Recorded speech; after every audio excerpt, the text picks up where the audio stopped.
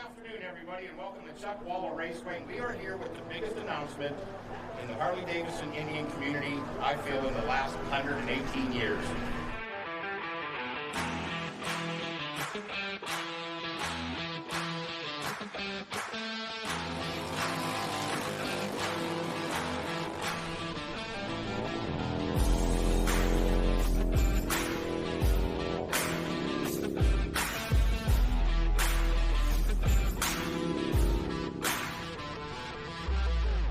Back in October, when we took baggers to the racetrack to show the world that not only are these machines capable of being truly unique on the environment, but the aftermarket industry is alive and well and creating these machines to be absolute terrors on the track.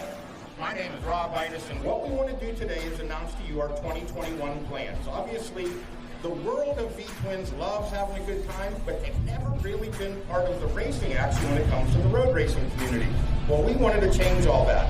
The way we're going to do that in 2021 is we have formed the Bagger Racing League. What that is going to do is going to travel around and make sure that everyone has an opportunity to go experience what having a racetrack environment, the track days are all about. And then finally, we're going to provide you with an opportunity to come out and show when your skills have been developed against the best in the world.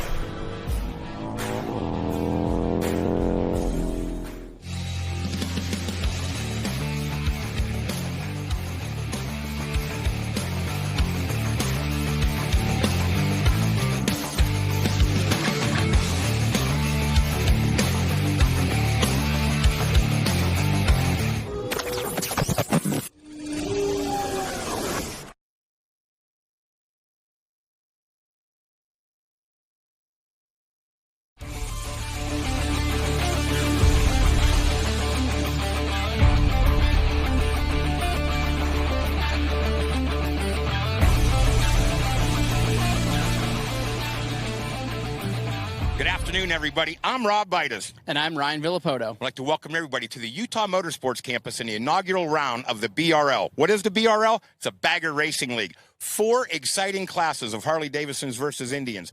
We have, to kick it off, the Metzeler Pro-Stock Class. We're going to see the best baggers in the game with some of the newest riders in road racing. We grab another gear and go to the ICON Hooligan Class.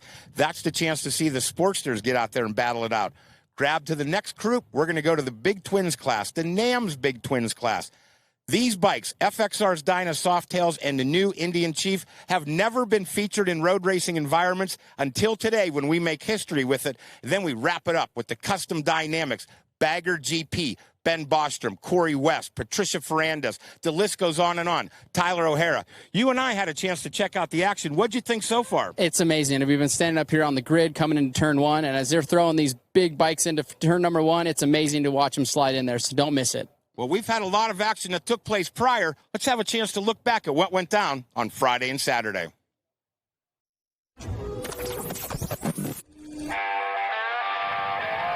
Well, they rolled in here for the first time and got together for a class photo. Over 50 Harley Davidsons, from road glides, street glides. We had Dynas, we had FXRs, and they were all thrashing in the paddock area. The stunt show certainly was something that everybody talked about all afternoon long, the Bassani stunt show. And then we watched the riders start to take it out to the track for the very first time. The bikes started pulling in, and they were saying, you know what, I think maybe I'm going to do this. They had a rider's school. They did a little wheelie in. They had the stunt show. And then all the focus started to turn to what was going to go down here Sunday afternoon at the track. The flaggers were having the time of their lives. The tire wars that took place. The mechanics thrashed feverishly on everything, all to get ready to head out onto the track so that they could find themselves into a pole position opportunity. Here comes Logan Lackey. Now, if the Lackey name's familiar, it's because Brad Lackey, America's first 500cc motocross champion, is his dad. Then how about Benny Carlson, a supermoto legend who was out there? You look a little farther back, and we saw the number 44 machine of Chris Rivas, who was there. And then that Sly glide out there, Alex Fox's Sly Fox machine, with the Wisconsin rider on top of that machine, was the fastest rider and was able to grab pole. The Hooligan Class, the ICON Hooligan Class, well, there was something for everybody out there. The Sportsters were shredding the race facility. The Fawns, if you call them, Alfonso Vasquez, one of the OGs of this game, put in some solid rides, but he was able to find himself up near the front of the pack. Mike Maloney, part of our merchandise crew, took the rider race school and was able to get out there and battle with these riders throughout the weekend, and he is going to be down the line. Then the biggest class we have, the NAMZ Big Twin. Our first chance to see Rennie Skaysbrook on the Roland Sands Indian, and he did not disappoint. The boys at Roland Sands RSD put together something a little bit special out there. The forks, the brakes, the motor. Quick enough to put him up on the pole, but don't think that the guys were sleeping behind him. There were some awful fast riders starting to chip away at the lead that Rennie had built up, but we're going to see how this one's all going to play out as we start to get closer and closer. Then the premier class, the Custom Dynamics Bagger GP, Michael Barnes. He's had a bit of tough luck, but what he's been able to do is put that machine on the pole position. The number 34 Road Glide will find himself sitting on top of the leaderboard as we get ready to do battle this afternoon. As he makes his way in and out, everybody was impressed with how these big machines were handling this for Chile. And what we're going to do is wrap this up. Now, let's go down trackside to Lori Armstead. Lori, how's it going down there trackside? You know, it's going great, Rob. Thanks. I got Tom here with me from Drag Specialties. He is our title sponsor. And so, Tom, tell me what you're excited about with this series. You know, first of all, we're really proud to be a part of this whole inaugural event. I think we're super excited about all the people that have showed up, the excitement about it, and what it's going to do for the future. I hope Rob and everybody that's involved with it keeps going, and we're going to be a part of it all the way along. Thank you. Tom, now let's go down and have a chance to meet the president of NAMZ. Let's go back down to Lori as she gets us ready to meet Mr. Jeff Zielinski. Hi, Jeff. Thank you so much for coming. So your class is one of the biggest turnouts. What's getting you excited about that? Like, were you expecting that type of a turnout? Well, you think about it, the Big Twin Class encompasses a lot of bikes, and we're happy to see we got 22 bikes in our class, so we're really excited to see what happens today. Awesome. Thank you so much. Wow. Thank you very much, Jeff. Jeff, the president and CEO of NAMZ. Now one of the biggest personalities in the pits and one of the smallest packages, folks. She's from ICON Motorsports. She's the marketing manager. Lori, let's say hello to Amanda Sundavar. Geez, Amanda, you definitely need no introduction. Everybody heard you this weekend, and you are amazing. So ICON is protection, style, and function. What do you guys have coming out next? I mean, I think the question is, what don't we have coming out next? We're making dreams come true with it's our gear, our builds, our marketing, our content. We're just out there trying to inspire people. This next year's our 20th anniversary, and this actually feels like a homecoming of some part, seeing some of our old friends and being part of it back out there again. We're super stoked. Thank you. Like I said, Rob, no introduction needed. Biggest personalities in the pits, as we mentioned. Well, Metzeler Tires has always been at the forefront when it comes to performance and function. Let's go back down to Lori and meet Metzeler Tires' Tyler Porter. Tyler, so you were a racer back in the day, and you were also here for practicing and qualifying yesterday. What exactly are you looking forward to seeing after watching all that? Well, I'll qualify this first. The level of racing I did was not on this level. You know, we've got top-level racers. You know, we've got past Grand National champions here. And the thing I'm looking forward to most is that we're watching from Friday until right now. The bikes are improving. Everything's getting better. You know, we're getting more rubber on the track, which I love, you know, of course. And lap times are dropping. It's going to be very, very exciting, especially in that Bagger GP class. Man, that podium fight is going to be amazing. Our bud Freddie Tyler Porter down there. Man, he's a good guy, and he's very excited about the outcome. Now for our Bagger GP class, we partnered up with Custom Dynamics, always a leader in the sport. And let's go back down to Lori and meet Megan Barrett, the business manager of Custom Dynamics. Yes, Rob, I got Megan down here. So they were one of the first premier sponsors to jump in. And is that just how Custom Dynamics rolls? Of course it is. It was a no-brainer for us. Drag Specialties jumped on board. They're a great partner with us, and we love this industry, and we could not wait to see Bidos's brainchild come to life. Fred and Megan down there always giving everybody a shout-out. We can't wait to see the Custom Dynamics class. This is going to be a good one, folks. Well, the next group that we want to meet wouldn't be a good time if we didn't meet the riders. How about if we bring them up one at a time and introduce you to 5 of the best that have ever thrown a leg over a bike? He rides for the Fueling Harley team. You know him as one of the best in the business. He started off as one of the biggest personalities in American road racing. He backed it up with skills on the track. Let's go back down trackside and Lori and have a chance to meet from Fueling, Ben Bostrom. Hi, Ben. So you've put your leg over on so many different bikes, so many different classes. Can you tell me what big difference you're going to see tonight and what you're preparing for? This is the biggest bike I've thrown my leg over. And I'll say this, you know, when you haven't ridden enough in the last decade, it's starting to show. So the bike's quite good. We got a few changes we can make, but we're still chasing this crew on my right. They're riding really well. And so I got a lot of work to do. We got a little bit of work to do on the bike, and it might not all happen today, but we'll get ready for the next one. It should be interesting. No matter what, there's always someone to race against. I promise you. I'm not going to be out there by myself. Very true. Well, Ben Bostrom certainly has his race cast dialed in. I'd like to introduce you to the prettiest racer we have, one with the most chutzpah, if you will. She rides for the Saddlemen Indian team. Let's say hello to Patricia Ferrandez.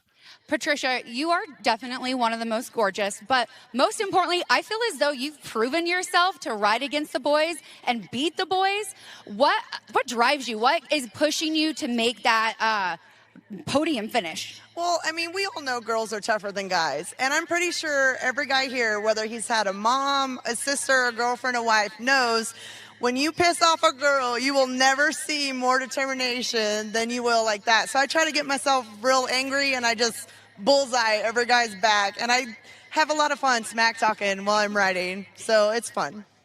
I'm excited to see you race. Yeah, I'm excited to go good, too. You know, they say the rider that's most comfortable goes the fastest. And with my custom Saddleman seat, I'm definitely going to be the comfortable rider out there. What a personality. We told you she was going to be great to watch and great to listen to. We hope she ends up on the podium. The next rider, well, she's and he are very familiar to each other. Patricia and Corey are boyfriend and girlfriend. Corey Rest rides for the Sly Fox Saddleman team. And, folks, let's go back trackside and find out what he has up his sleeve as he rides the number 9 Sly Fox Saddleman Road Glide. So I have Corey here. You have raced so many different series, so many different bikes. What's really going to set you apart for this race, and what practice have you been putting in to get that podium finish? Well, setting me apart has got to be the handlebar mustache. But, yeah, we're super stoked this weekend. That Sly Fox Performance Saddleman Harley Davidson's running really good. We tried a couple things in practice, went faster than we qualified. So we're going to keep going in that direction, and hopefully we can put that thing up on the box. Corey's always striving to put that bike on the top step, and certainly the level of skill that he brings to the game is going to be something that could be a big factor this afternoon. Another man that has an amazing amount of skill. There's been a handful of bagger races in the whole wide world, and he's won the majority of them. Let's go down trackside with S&S Indians, Tyler O'Hara. So, Tyler, you had a little bit of a setback a few weeks ago. What changes or modifications have you done on the bike or even yourself to get ready for this race? Just chip away at it, never give up. You know, I got the best team in the paddock, S&S Cycles, backed by Mission Foods. Indian Challenger's an awesome bike, and I'm super fortunate and grateful for this opportunity, and just keep chipping away and take every session one at a time. Good luck tonight. Tyler O'Hara is certainly one of the favorites. He has to be real close to the top of the leaderboard in qualifying. And finally, there has to be somebody that really helped jumpstart this whole movement, somebody that spearheaded how to take Harleys to the racetrack. He rides the Speed Merchant Harley. He is one of the OGs. Let's say hello to Tony Salima. Yes, Tony, you are, one would say, maybe the godfather of this type of racing. What are your feelings, and how do you feel to see how fast that we've progressed to get here? It's really amazing to see all these teams out here and all these people just getting it done and going to go hit the track with American V-Twins. You know what I mean? So it's pretty cool.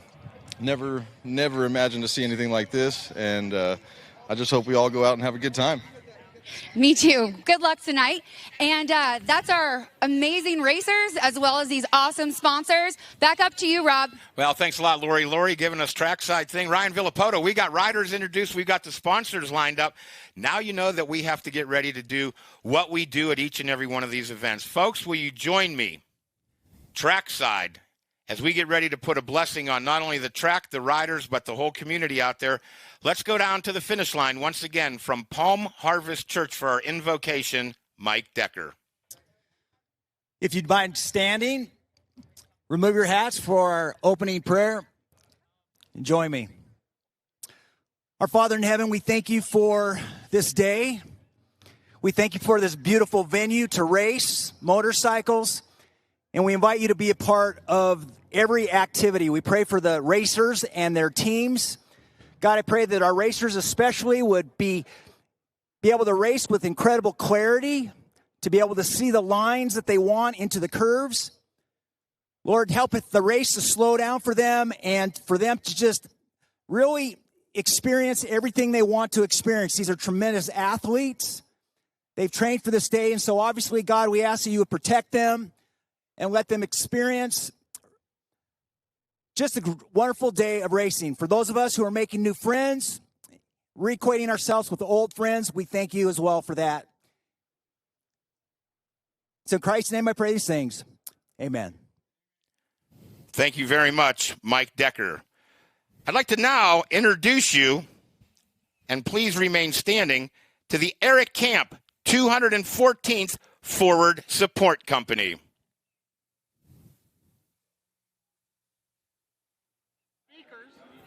And folks, will you please remain standing for the playing of our national anthem by Bo Bambert.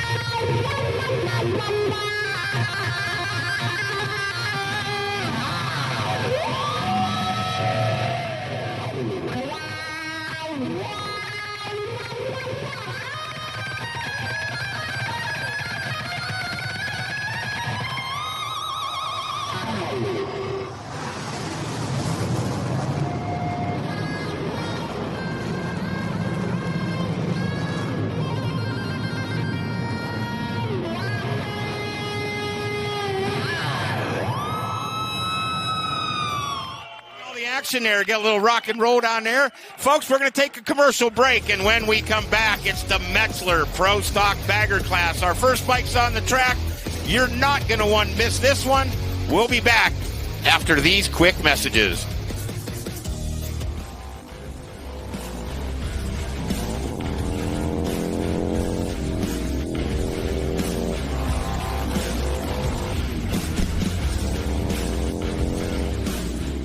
Drag Specialties Battle of the Baggers, brought to you by Bridgestone, 31 State, Alloy Art, Behringer, and Dunlop.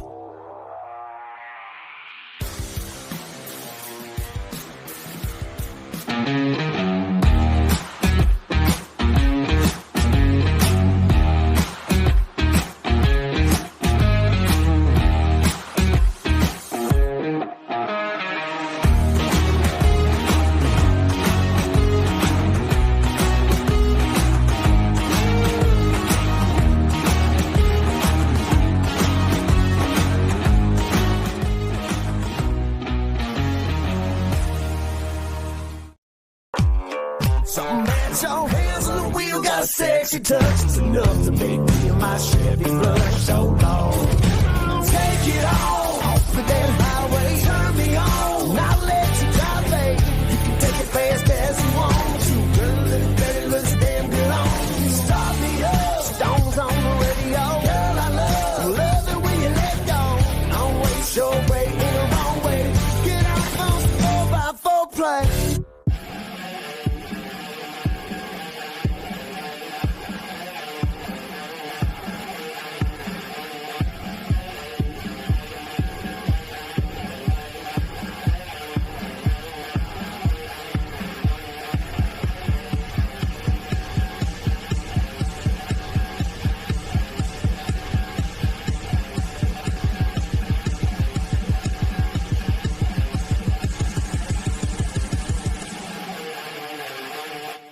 One of the main reasons for poor vehicle performance is a dirty fuel system.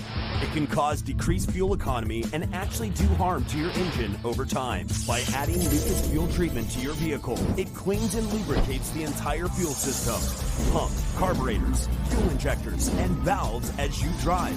It also improves your vehicle's performance. It's a non-solvent product designed to protect both gasoline and diesel engines. Lucas fuel treatment. It works. Yeah, a bagger is a bike that you can really add on a bunch of things to. With saddlebags and fairing and radios, and it's a big, heavy machine. It's designed for touring, you know, packing the saddlebags. A bagger is a touring bike. They're designed for, you know, trips and long hauls. To me, a bagger is the heavyweight of the Harley Davidson. Backrests and luggage racks and stuff like that, and it makes it a comfortable ride for you and your old lady. You know, people like going for longer rides, longer distances. You know, the younger crowd might be getting tired of their Dynas or their FXRs and want something a little bigger to throw the old lady on the back. You know, it's the biggest bike they make. It's the largest, the heaviest, and it's meant to be toured on. You know, they're like tractors with couches. It's a tractor couch.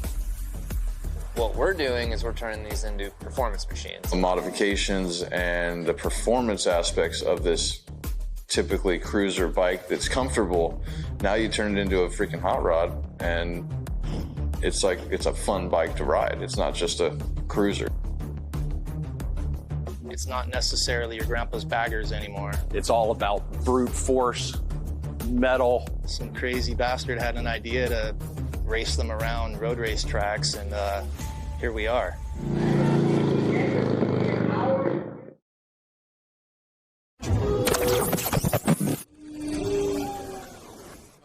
And next to us, let's say hello to Metzeler's Tyler Porter. Tyler, how you doing over there, my friend?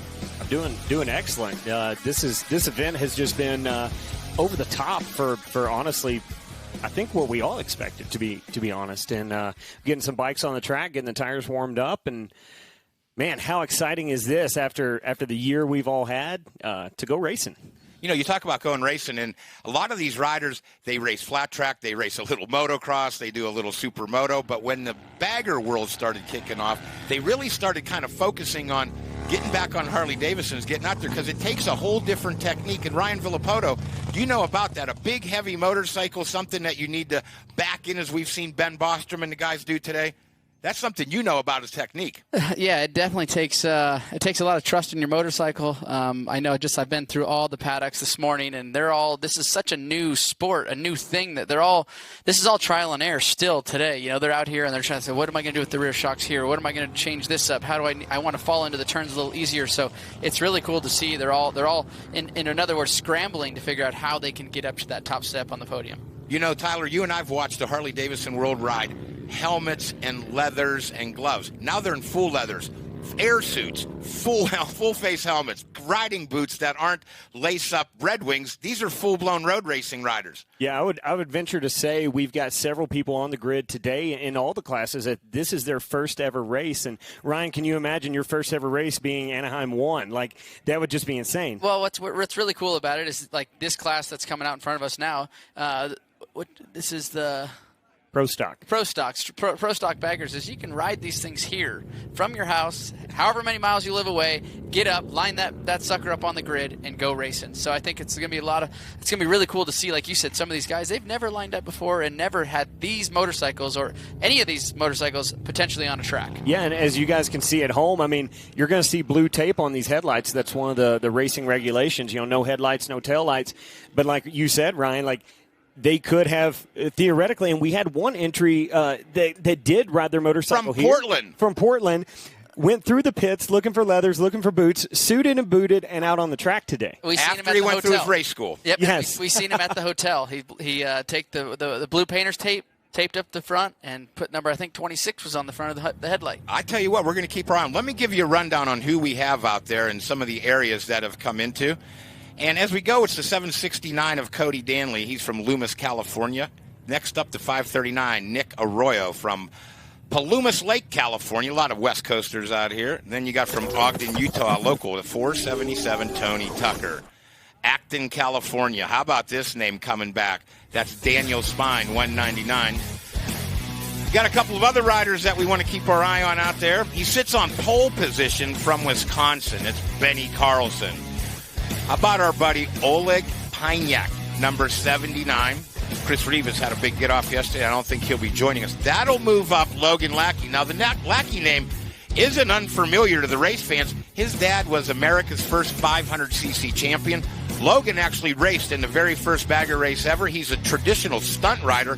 He said, let me tell you right now, I think that I'm a racer. I'm coming out here to focus. He picked up his license, and he's going to be able to do that. David Augustine, number 44, is out there, and we'll keep our eye on his progress. He is one of the riders that we'll watch. He rides the 44, and Nick Arroyo, the 530, as we mentioned earlier, comes out of Plums Lake, California. Now, you look down to the grid, Ryan and Tyler, look at that grid right now. This is the Metzeler Pro-Stock Class, and Tyler, you got to be pretty excited. Man, I'm so excited. And, Rob, you and your production crew have been amazing this weekend. And man, to see a full grid like this is so great for not only Metzeler Tires but the sport as well. Yep, 15 riders out there, 4 rows deep, and we looked on the line. All eyes right now are on the Wisconsin duo from the outside. That's the Sly Fox machine and one of the fastest supermoto riders that we've ever seen, Benny Carlson. And I know Fred and Paula Fox are probably sitting back home in Janesville, Wisconsin, watching their nephew Alex Fox's number 9 bike. We talked about it the first time we were ever on the air. That number 9 machine is synonymous with Stan Fox, one of the great midget car and IndyCar 500 drivers, and his son Alex keeps the number alive on that bike. And then he partnered up with somebody from Wisconsin. So I know everybody back in Janesville is going crazy right now. They have all of them. That's right. All of Le Mans Corporation's probably all tuned into this right now. I hope they are. I know there's a lot of them out here. We had Mike Collins. We had Tom Motzko. We had the rest of them. And look at everybody's in attack position right now on the starting line. Here we go. The flag happens, and the wheelie pig, as they call him, Logan Lackey, grabs the whole shot. Not the type of start that we were looking for from Benny Carlson as he gets off the line a little bit tough. And here we go. 15 riders into what is La Pera, turn number 1. Here we go down the back straight. The performance machine, the number 50 machine of Oleg Panlek, trying to get to the front of the pack. But it's Logan Lackey out front right now. He liked a little bit of the Days of Thunder. He's got that bike painted like the Mellow Yellow bike. I went down there and said, oh, yeah, that's what I was thinking. It's definitely got to be a bit of a struggle to get these big, heavy bikes off the line because they just want to hook up. I was watching some guys start yesterday, and it was a struggle for some of them. And, and that's one of the things we're seeing with the tires out there is as far as rear tires go, there's not a lot of wheel spin out of these bikes like you would see in a traditional sport bike. So we've really had challenges, and that's the number one thing the racers are coming to us and saying is, man, the bike's almost too hooked up at times. Here goes a pass for the lead. Does he get it done? Oh, he almost did the little bit of the foot drag right there. Logan Lackey, though, holds him off. And normally you'd say he's riding a wide bike, but he is. He's riding a very wide bike. Bags. As a racer, Rob, those bags hanging off. We've got pass debris. Up the inside. That's Benny Carlson. That's the rider on the Sly Fox Road Glide. The PM Street Glide takes over the lead for the moment. Benny Carlson's going to try to thread the needle on the Sly Fox Road Glide. He goes to the inside. The door is shut right now.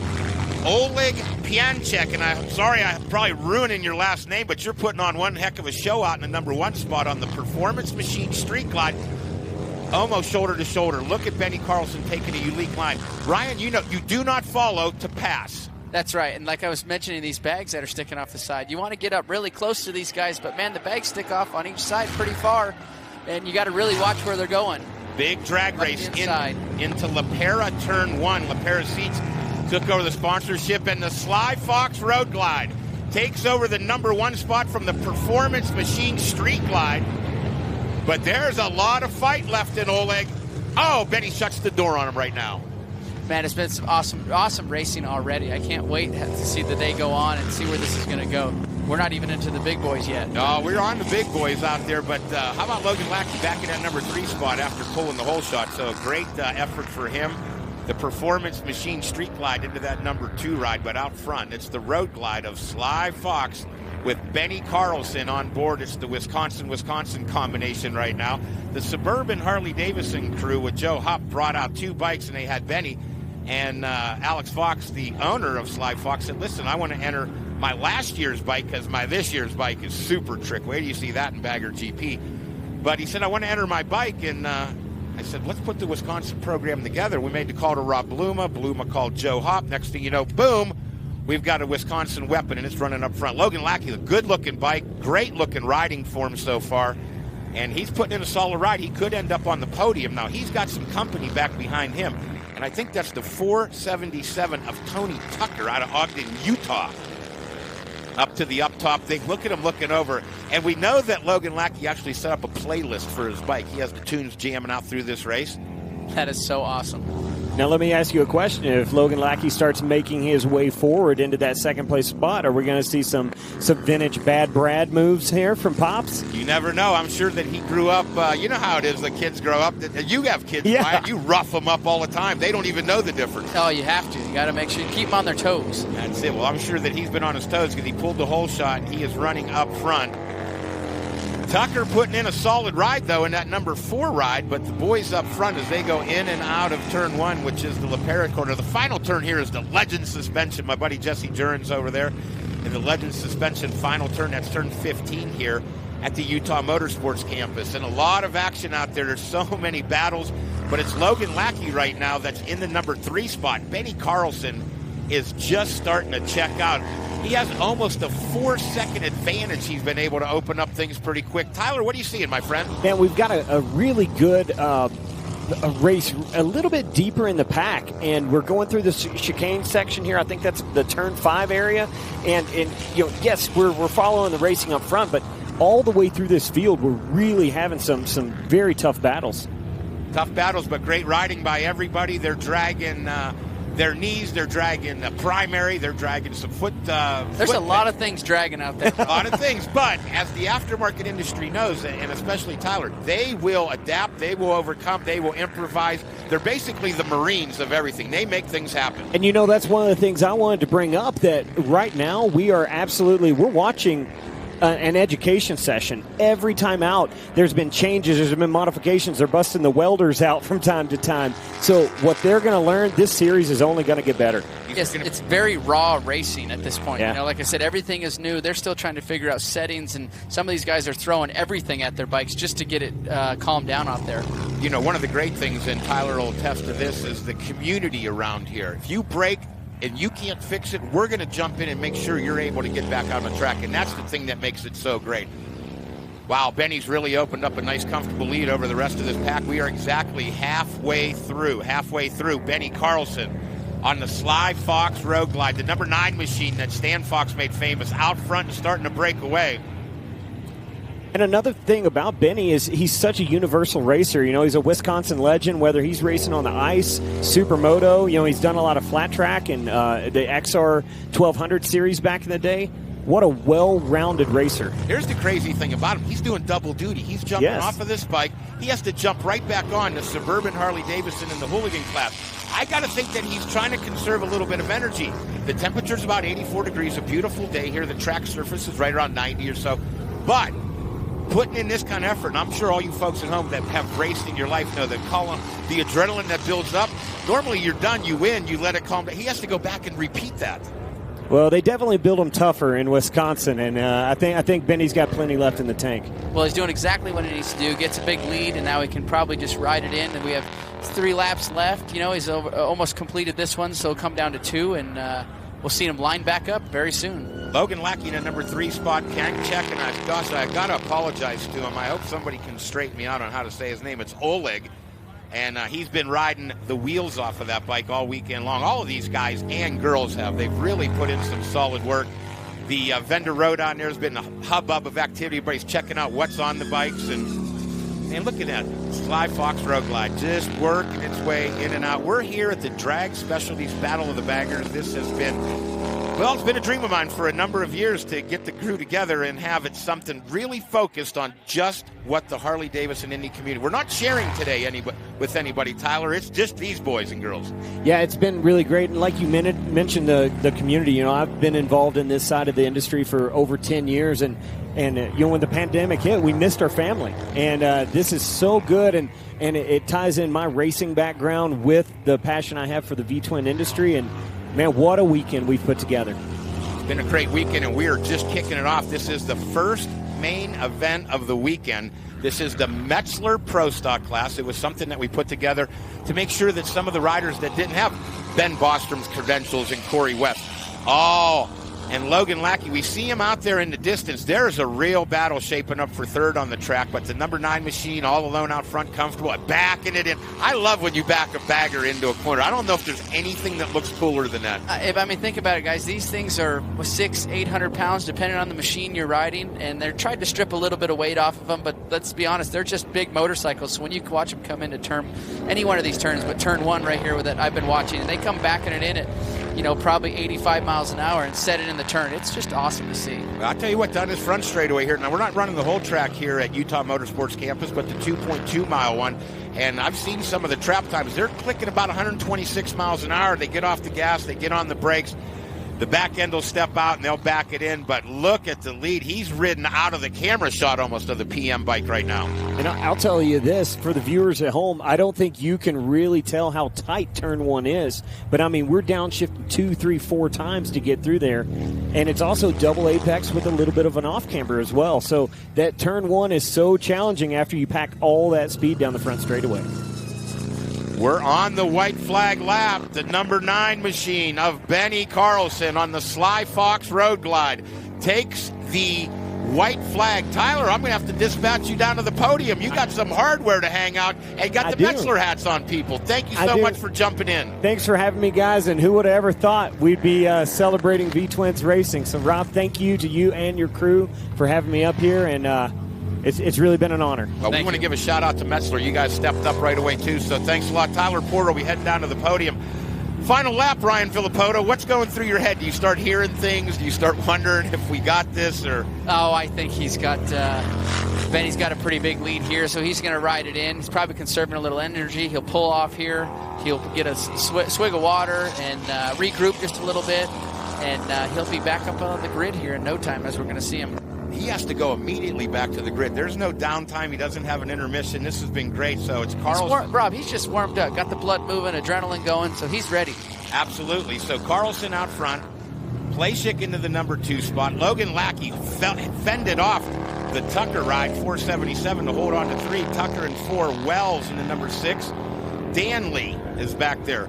How about my friend on the Pistol Pete bike? Pistol Pete entered 2 bikes in this. He's had the time of his life. He's been testing, he's been developing, he's been working. He's a great friend of ours, and he is out there on the number 00 machine, and he is putting that together. Check that. He's on the number, he's on the Pistol Pete bike, and he is out of the big north up there, almost into Canada. He's come so far. Brought one of the custom semis. Brought his rig out here.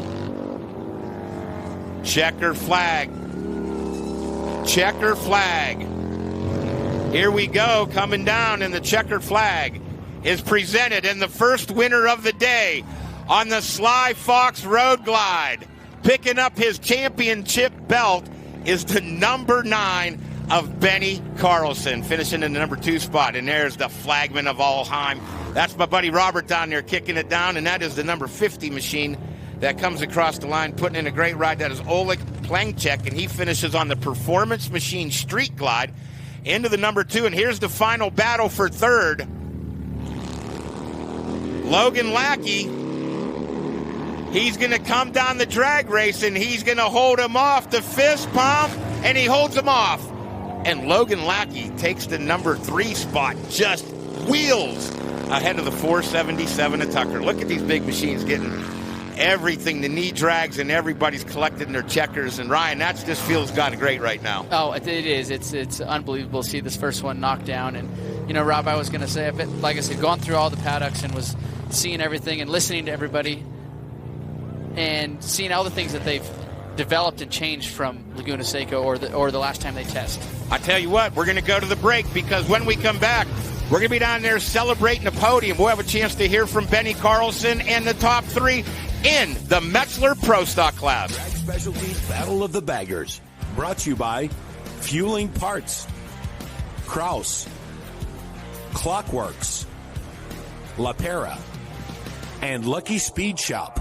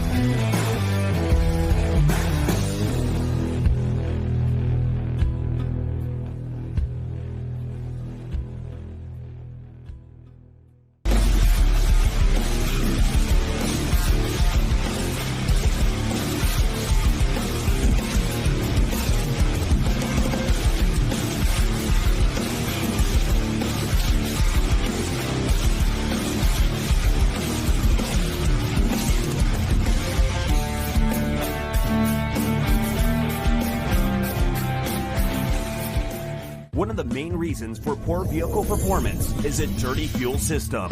It can cause decreased fuel economy and actually do harm to your engine over time. By adding Lucas fuel treatment to your vehicle, it cleans and lubricates the entire fuel system. Pump, carburetors, fuel injectors, and valves as you drive. It also improves your vehicle's performance. It's a non-solvent product designed to protect both gasoline and diesel engines. Lucas Fuel Treatment. It works.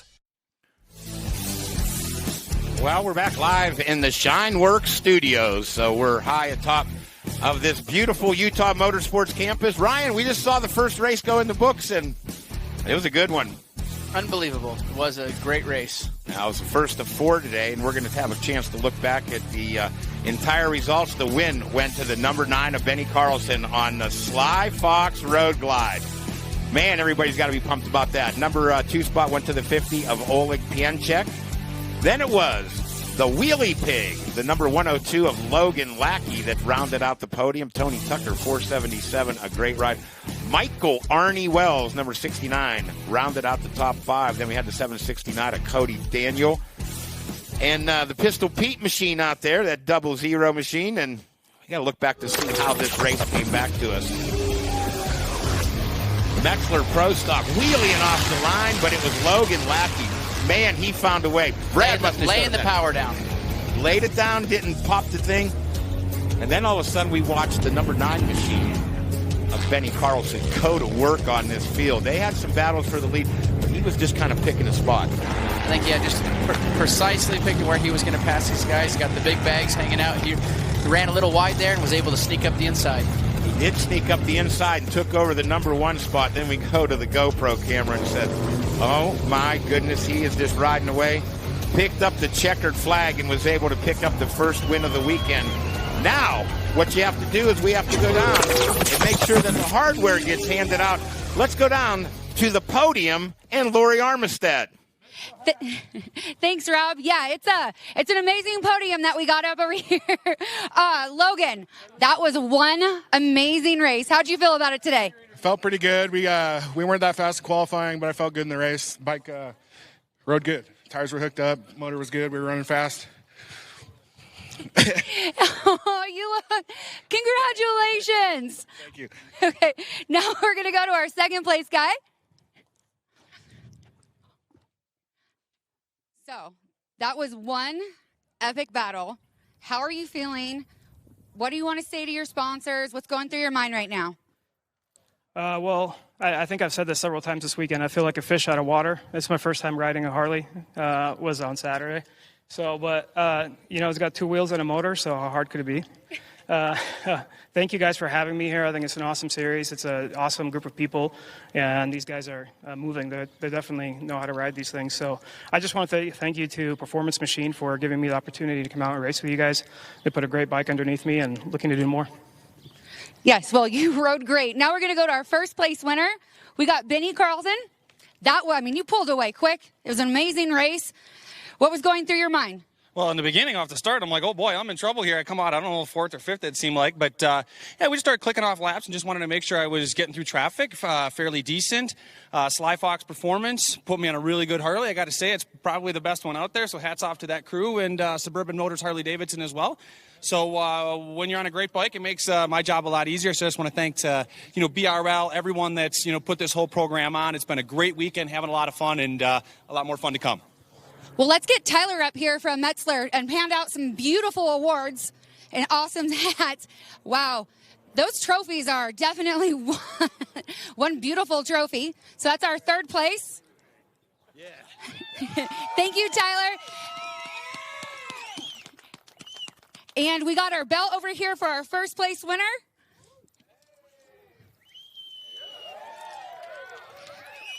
We got some very happy guys up here at the podium, Rob. Right back to you. Well, thanks a lot, Laura. You certainly do. And this is the Metzeler Pro-Stock, and he's got his first championship belt of the weekend has been handed out to Benny Carlson. The tough thing for Benny, RV, he's got to wipe this off. The win is done. He's got to get back to the line and do it again. Get his head back in the game, get some fluids in him, cool down just a little bit, pop the champagne bottle, and get on the line. Well, getting on the line is one thing, and that's going to give him a commercial break. And when we come back, Benny Carlson has an opportunity to do it all again. We'll be back in just a moment with more from the Utah Motorsports Campus and the Drag Specialties Battle of the Baggers.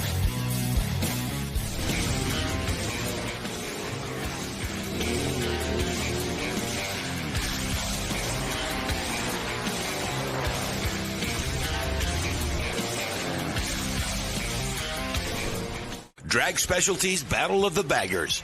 Brought to you by Lucas Oil, Optimate High Performance Battery Chargers, Rider Justice, Saddlemen, and Sly Fox.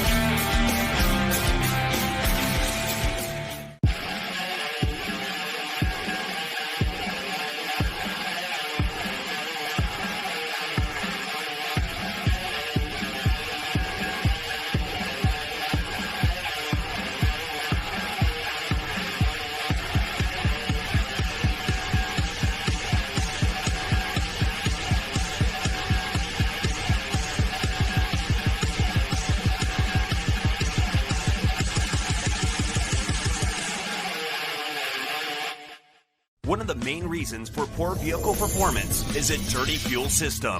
It can cause decreased fuel economy and actually do harm to your engine over time. By adding Lucas fuel treatment to your vehicle, it cleans and lubricates the entire fuel system, pump, carburetors, fuel injectors, and valves as you drive.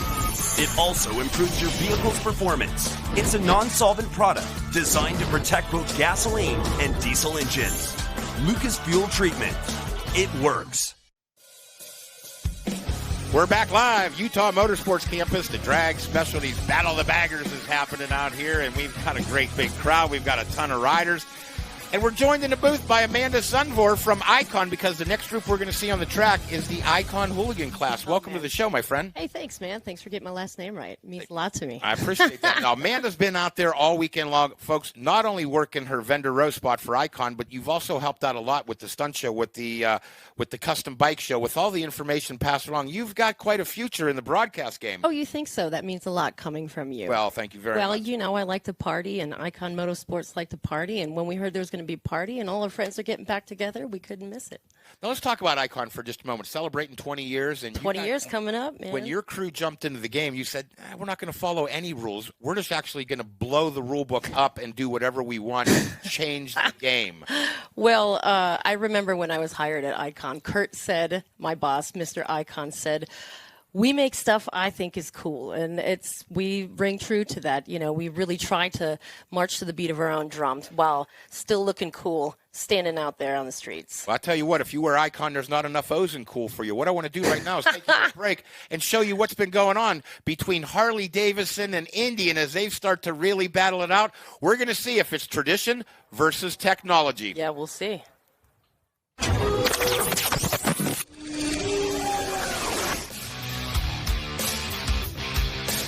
1901 Indian came out, so by 1903 when Harley was there, they were already 2 years old.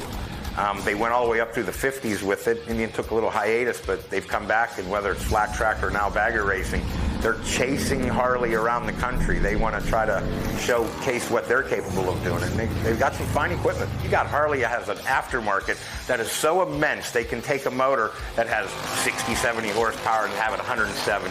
They could take a bike that weighs 895 pounds and with carbon fiber and stuff get it into the 500-pound range. So the technology in the aftermarket for Harley Davidson is there.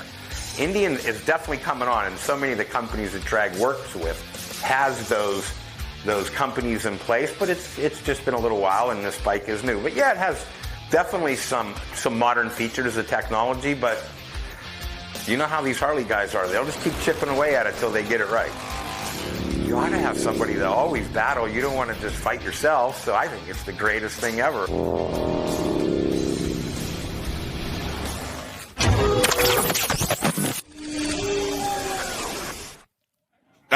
The ICON Hooligan Class has made their way around out there, Amanda, and what they did was they had an opportunity to have a sighting lap. You know that your company's based out of Wisconsin, and for Benny Carlson to have just won a race from Wisconsin, and now here he's back on pit grid position again, that's great. How about the Fawns, Alfonso Vasquez, another one of the OGs, number 50. One of the OGs. A double OG. How about Brandon Quaid, the Quaid Harley Davidson crew? They brought 5 bikes out here. The owner, Brandon Quaid, that's him on pole position number 2, said, look, I want to have this, and we've got to get the great start. Ooh, look at it go. And look at Benny Carlson again. Crowds jammed against the wall, and Benny Carlson, just as we were talking, they go green, and here goes Benny. He's on the Suburban Harley Davidson now, and he has just opened up some breathing room early in this race. He's jumped up to a really kind of quick lead right now, and I believe that we're going to have we have a bike that may be pulling off the side of the track. Already saw a little puff of smoke come out of one of them, but he's going to continue on. We'll keep our eye on him, but it's Benny Carlson out front. Rides that number 45 machine. He used that number in Supermoto and thing. It's kind of his trademark thing, and he's trying to go for a double out there. It's really cool to see these bikes out on the track. You know, they've come a long way from their hooligan roots, that's for sure. You know, you had to add a brake and the 17-inch wheel technology, and a lot of these riders have that kind of dirt track experience. And Ryan, you rode a little bit of it. It really helps when you transition over to like road racing, when you're backing it in. I've only done just a little bit of track days, no road racing itself, but some track days, and if you can ride on dirt, you can ride on asphalt. So, riding these bikes, it's some of bit different. The way you sit on them, the bikes we just got to watch, a little bit different body position. These ones are more traditional, almost crotch rocket like position. But ultimately, it's just fun to watch. What do you think? Can we see you out here? They expect to see you out here soon? I don't know. Maybe we'll have to get that Bolt out here, that Yamaha Bolt. You could ride that. We'll figure something out for you. How about the Fawns? The Fawns. Ooh, looking good. Ooh, that Airframe Pro helmet is looking spot on.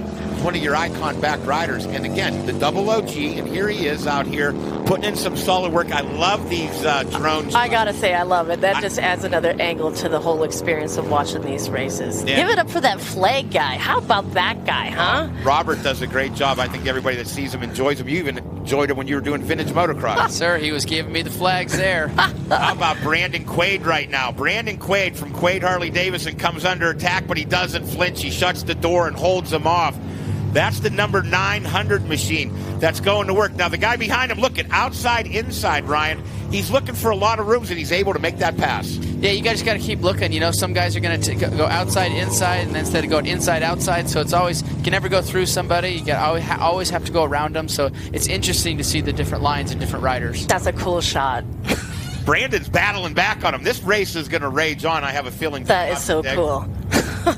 Benny Carlson picks up his first championship belt, goes right back to the line, pulls the whole shot. He's looking to double up already. So, Rob, do you think that was a disadvantage or an advantage to already have laps and be warmed up? I got to believe, A, it's an advantage on the track, but B, you tell me. Your adrenaline goes up, you get the race win, you start to kind of, I think it's your endorphins and everything that kick in, and then you have to go back and reset, as they say, and do it again. I would say for the first, his fitness level obviously could come into play. He'll be doing the total of 12 laps, but I would say the first 3 of this one, he got right into it, probably quicker with lower heart rate right off the bat than race 1 for him. So I would say it was an advantage. The juice is loose, that's for sure. I like that one. Oh, yeah, OJ. Some of these riders out there, we have the number 152 machine. That's Brandon Croft. Now, he's from Ogden, Utah, so he's a bit of a local guy. I hope the fans that are against the fence were here to watch him. Look a little bit farther back, and Acuna's out there, number 797. Mike Maloney right now running. Mike Maloney. Yeah. He's out there in our hamburger helmet, our fast food, and I've been trying to get that helmet on the track for such a long time. Looking good, Mike. There he is, number 87 with the hamburger helmet. Yeah. He's going to work right now. He's a supermoto racer. He comes out of basically Rapid City, and he's this big guy in Sturgis. And you can see right now, I don't know if he has the motor, but he's got some lines right now that could actually bring him up. And who he's racing with made the trip from Ohio. That's Joe Sanderson. His number on his bike is 101. He's a Drag Specialties rep, and that's his rep number. He was one of the first reps ever handled. He's on an XR 1200. Brian Shields brought his bike out here. I know Brian's been working diligently trying to get his bike going, but Joe Sanderson and the Magic Man coming up on the saddle Sportster here. We're live in the Shineworks studio. It doesn't get better than this. We love it. And Joe, can he hold him up? Now, Joe's taking traditional road racing. Oh, man. Oh, Snapples. Here he goes, making moves. And Mike Maloney picks up the pass, foot off the peg, but did he go too wide? Oh, geez Louise. And look at Joe Sanderson. It's a race, boys. Battle Royale, Ohio. Might have a little more motor under him. What's an XR 1200 right now, and Joe Sanderson's putting in some work. He picked that up from, he was telling us, he goes, oh yeah, he went up to Fairport Harbor, and Steve Van Zylen said, I have this race-wired bike. Joe said, I'll buy it. Went and did one track day. He's had his road race license for years, but he's been diligently calling on dealers, showing samples, doing stuff the right way. He said, I'm taking the family out west. I want to go to Utah, and I want to put in a battle. And he has one. He got exactly what he asked for. God, looking at this makes me want to eat a hamburger. I don't know about you guys. I am hungry. What it makes me want to do is get myself an inexpensive sport do it. I think that'd be a ball. Anybody's welcome. Mike Maloney, and the BRL, everybody's welcome. So Mike Maloney does pick up, and it looks like he's opening up a little bit of breathing room right now over Joe Sanderson. Again, I know the rest of the Drag Specialties reps. We got Woody out here, Sharon Murphy. They were able to all get out. Paul Langley, Tom Motzko was here. Mike Collins, the president. Jeff Durkee, the vice president. All in the house. It felt like a family reunion. It felt so great to see everybody again. Smiling faces across the board. Well, speaking across the boards, we're halfway through this one. And there's still, if you want to come out here, you can find somebody to race with. Brandon Quaid just found somebody to race with. Benny Carlson, he hasn't found too many people to race with. He has been checking out through the majority of this day. He's opened up almost a 10-second advantage over the Fawns right now. Dang. It looks like that. What's the lap time? 140? 149's for him. And the next closest 153? Yeah, 153. So 4 a lap. And look at the 816 of Stinnett. Stinnett's putting in a great ride right now. That 816 bike, he's a California rider. And he has Brandon Quaid. A quick look over your shoulder. Now, when the guy looks over at you, and he went wide. He looked over. I think he just made a mental mistake. And Brandon Quaid on the Quaid Harley Davidson was able to pick up a spot. Now he's going to get laser focused and try. I mean, when they're looking back, they're looking back for a reason. It's either because they're tired or they're under pressure. So that's when you strike, right? That's it. The ICON Hooligan Class. We're up here live in the Shineworks studio, and the views, the scenery, the mountain ranges. It's wonderful. I just want to get out there. Beautiful backdrop. Gorgeous. Perfect temperature today, about 85. What a facility here. The Utah Motorsports Campus and the people here have been great. Now, I don't know if Stinnett was look at, he's dragging knees around the corner. Sportster mounted comes after the XR 1200. A little wiggle now coming out. Now they're starting to push. We're on lap 4. Next time around, they will see the white flag. I don't think he's done yet. Stinnett's coming up. He decides to forego the tuck position and just use his motor to go by the XR 1200. He's going to have to hold a tighter line now. What 2 different looks could you have there, man? Like you have like a traditional Harley look, and then this was more of a what do you call that, Rob? That look? A mullet. It's a mullet. Okay, mullet. There you go. Hey, free spirit, like we said, man. Do it the way you do it. 2 to go.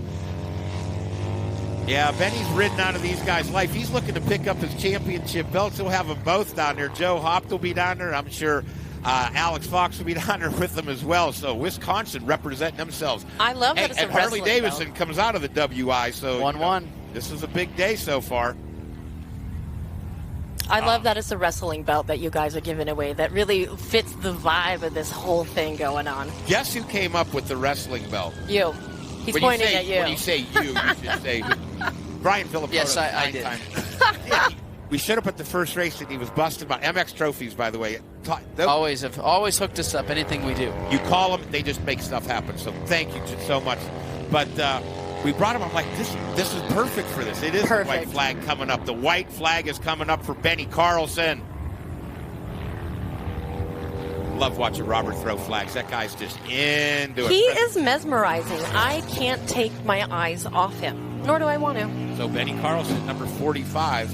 And what we're going to do, Amanda, we're going to turn you loose. You got to head down to the podium. I sure do. I got to give away some hardware, man. Well, thank you. Right on. Thanks. Coming up. This is so fun, guys. What a pleasure. Thank you. Thank you to ICON and thanks to all the crew. We can't wait to see what comes up next. Amanda will be down on the podium.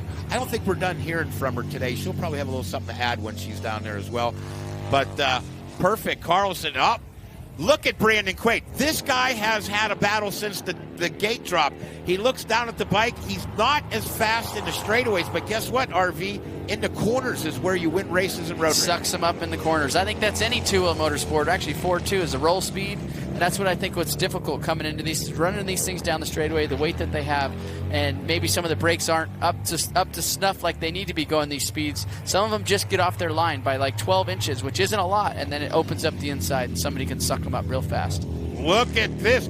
Brandon Quaid made him check up. He just ran it in hot on him. Oh, and Quaid goes down. He's off into the soft stuff. He's up quickly, and that's what the crowd likes to see. You can see him holding his head. He can't believe he just gave away a third-place finish here at the inaugural Drag Specialties Battle of the Bagger. He looks to be okay. I'm sure he's just disappointed. What a ride for the Quaid Harley Davidson Came owner. in a little bit hot, and I think just started pushing the front wheel, and it was over after that. Oh, I'm glad to see him quickly up on his feet, and he is okay. And here the checkered flag will be coming. They'll be coming out of the Legend suspension, turn number 15, the final corner as they get set up for the straight.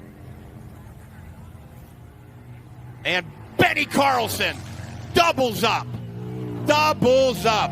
Benny Carlson doubles up. Here's the number 51 of the Fonz.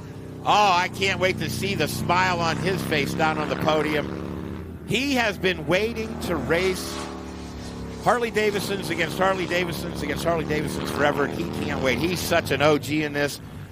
Helped us write the rule book, and he's fist pumping. You know he's stoked. You told me the story. He's been racing Harleys against class of bikes that he shouldn't be racing it against, and he's finally out here amongst his family. And Stinnett, he had a battle on his head. This guy's all race. That's the best way to race, though, isn't it? You don't want to be all alone. You just want to get it done. And Stinnett was able to do that and crosses the line, and the fist pumps. The crowd roaring here, just going bananas. The 816, right out of, let's see where he's out of Panola, California, and Penny Carlson on his cool down lap. So enjoying it, being part of the action. Folks, I tell you what we're going to do is we're going to let Benny soak this one in, Ryan. We're going to let these riders get down to the podium. Lori will be able to find out. And Benny Carlson's getting ready to pick up his second belt of the day. We got 2 more big races to go. On the podium in a minute, the ICON Hooligan Class. We'll be back in just a moment. Drag Specialties Battle of the Baggers. Brought to you by Speed Merchant, Trask, Wasatch Indian, Team Dream Rides, and LA Choppers.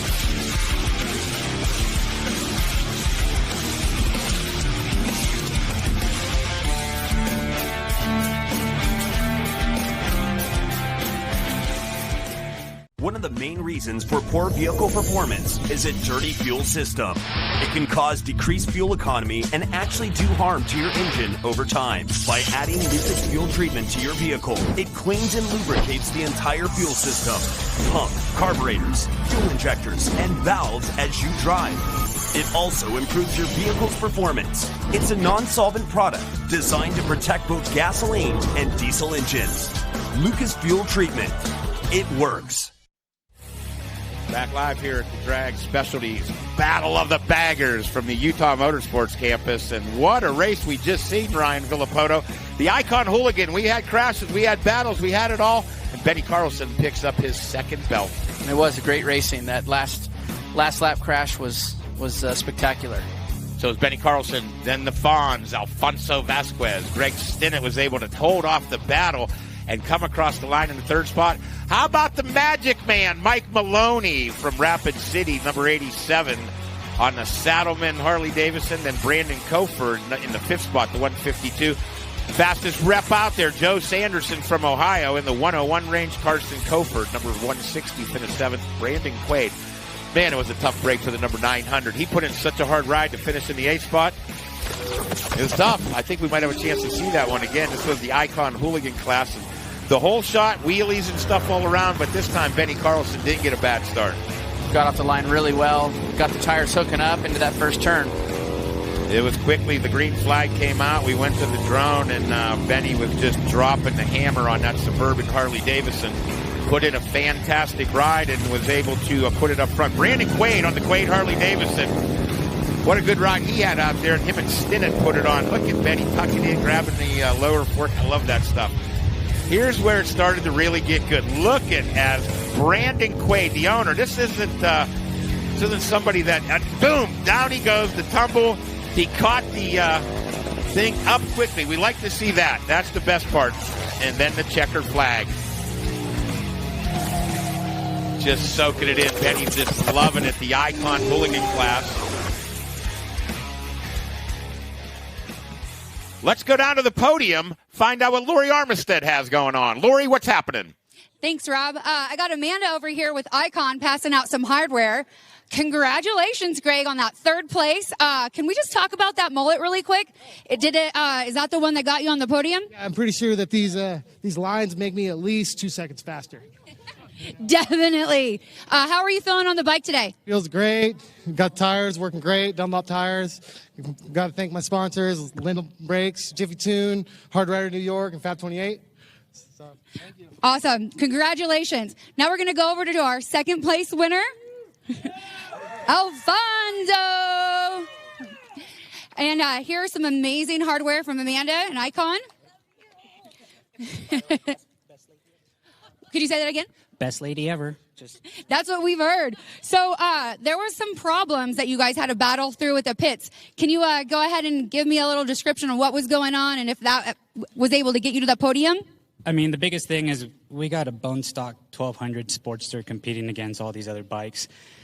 We did a top end about a few days ago. We had a little bit of an oil leak problem, so we just kept nipping at that, and then this morning we went at it again. So everyone at the pits kind of knows that we've been in that thing knees deep, but you know, I'd like to say thank you to the Speed Merchant. Thank you to ICON Motorsports for protecting me. Thank you for everyone who has actually helped. Carter from Durango Harley Davidson, you know, Motul USA, Saddleman, Barnett's Clutch and Cables. Everyone that's really helped the program for the Speed Merchant regarding the tracker or now even road racing.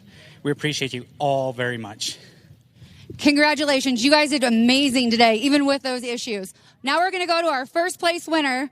I mean, geez, back-to-back wins over here, Benny. How are you feeling? Did you do anything special? I mean, you literally had to run from podium straight to bike. Can you give me a little information on that? You just take a swig of water and go for it, I guess. It was good. It was no hassle. The guys had the bike ready for me. Suburban Motors, again, put me on a great motorcycle for this weekend. So, Suburban Motors, Harley Davidson, Shocks, Auto Body, Bell, Helmets, everyone that supported me for all these years, been racing for a long time. We're glad to come out of this event with 2 wins, and tonight's going to be a lot better drive back to Milwaukee. You can definitely say that again. Check out your number. You got 2 belts. Back to you, Rob. Well, thanks a lot. Now, Benny Carlson down on the podium enjoying the double belt. And RV, yep, those things just bring a smile. Again, the gangs from MX Trophies always making people happy. They do a great job. I actually have one of the first Moto Fight Clubs up on the top of my shelf. Yes, you do. In the Ultimate Trophy room, they're down on the podium just soaking it in, doing a little hat dance right now. The Tire Wars looks like it was a Metzeler Dunlop finish. So that's pretty good. And there they are getting ready to kind of get the crew together and get it all dialed in. The next class we have coming up is going to be the biggest one we have, and it's the NAMZ Big Twin Class. That's going to be great, but let's let these riders really soak it in. I'll tell you what we're going to do is make sure that everybody has a chance to enjoy the Drag Specialties Battle of the Baggers, and it has truly been something special today. They're down on the podium soaking it in. And I think that everybody's just having the time of their life here today. The crowd, the fans, everybody's doing great. Up next is the NAMZ Big Twin Class, the biggest turnout of riders that we have. Some of the fastest bikes out there, and our chance to see the new Indian Chief in action. We'll be back in just a moment. Specialties Battle of the Baggers, brought to you by Bridgestone, 31 State, Alloy Art, Behringer, and Dunlop.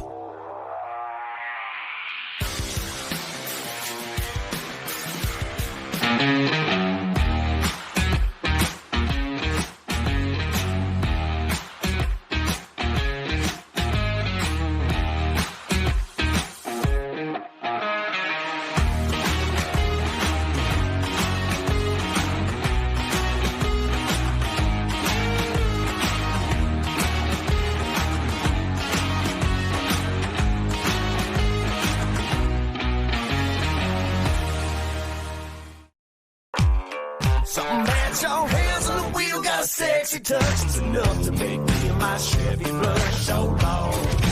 Take it off the damn highway. Turn me on. I'll let you drive, baby. You can take it fast as you want to. Girl, little dirty looks damn good on you. Start me up. Stones on the radio. Girl, I love it when you let go. Don't waste your way in the wrong way. Get off on 4x4 play.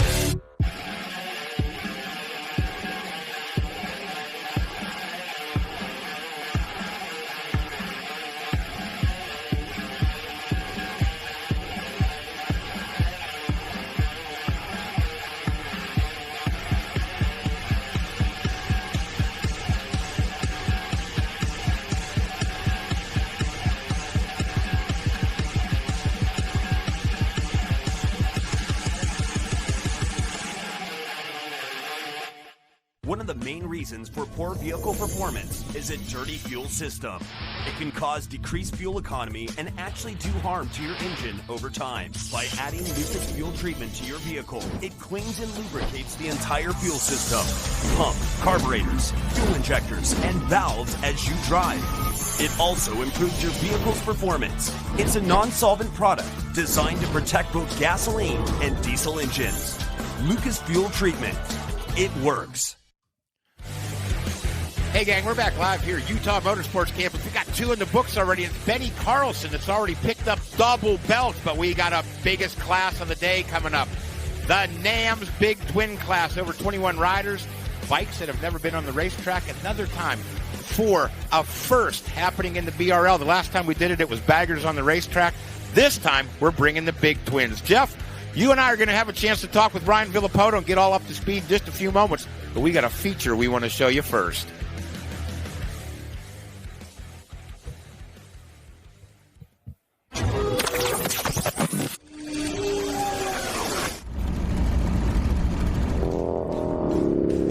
Alex Fox, I'm the owner of Sly Fox, and I live in Costa Mesa, California. I'm originally from Wisconsin. We're moving forward with the Bagger Racing League, so it's going to be an action-packed weekend full of V-twin racing, baggers, big twins, stunts, and then the Bagger GP. It's been about 2 years that we've been working on it, ever since we got wind of the original Bagger race back at Laguna Seca. We built that for about a year, and now we're moving forward. We learned a lot at Laguna Seca, and now we're going to fine-tune it to what we know is going to work, and hopefully we can get a podium spot. You know, Harley has a rich history, and one thing I've noticed, even back at the Laguna races, we were all in it together. You know, there were some hero moments where transmissions were being rebuilt and wheels were getting changed or what have you from issues we were finding out from practice and moving forward, and everyone was working on it together and helping each other out. And you know, it's just the community of V-Twin and what we do. You know, we have the hooligan class, you have the stunt riders, you have the pros that were racing sport bikes but are now getting on these heavily modified race baggers, and then everyone in between. You know, everyone's kind of welcome, and we want people to get out here and learn how to ride track on these bikes and just have fun, do what we're doing. Harley Davidson enthusiasts now are more performance driven than what it used to be, and it's pushing a whole nother era. You know, it's getting the younger people excited, it's getting people doing track days. It's just something that hasn't really happened yet. Well, the track gives you the real opportunity to push the limits and, you know, have a pit to go set up in. You're not getting stuck worrying about cops, you're not getting stuck behind cars. It's a safer environment to really push the limits, is what it is. Really, we're trying to involve everybody, you know, depending on what class you're comfortable with, you know. The Bagger GP class is an expensive, full-on race-build bike, but the Big Twin guys, you know, there's a few minor setups to ride out there. You know, some of these guys could ride a stock bike if they really wanted to, but it just depends on what class you're looking for and what, you know, feeds your thirst, I guess.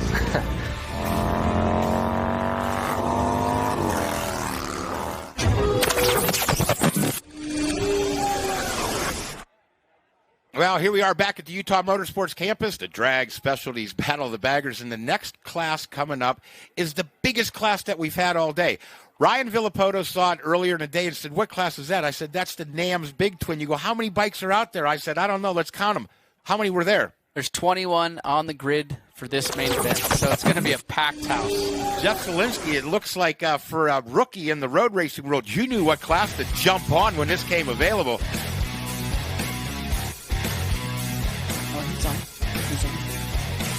Well, let's look at the starting grid real quick. Rennie Skaysbrook, 33. Sean Ungvagarski, number 48. Tony Salima, number 12. Michael Subish, 125. Michael Smith, 918. Don Trulio, 873. Clay Braun, 951. And Robert Parker, number 81.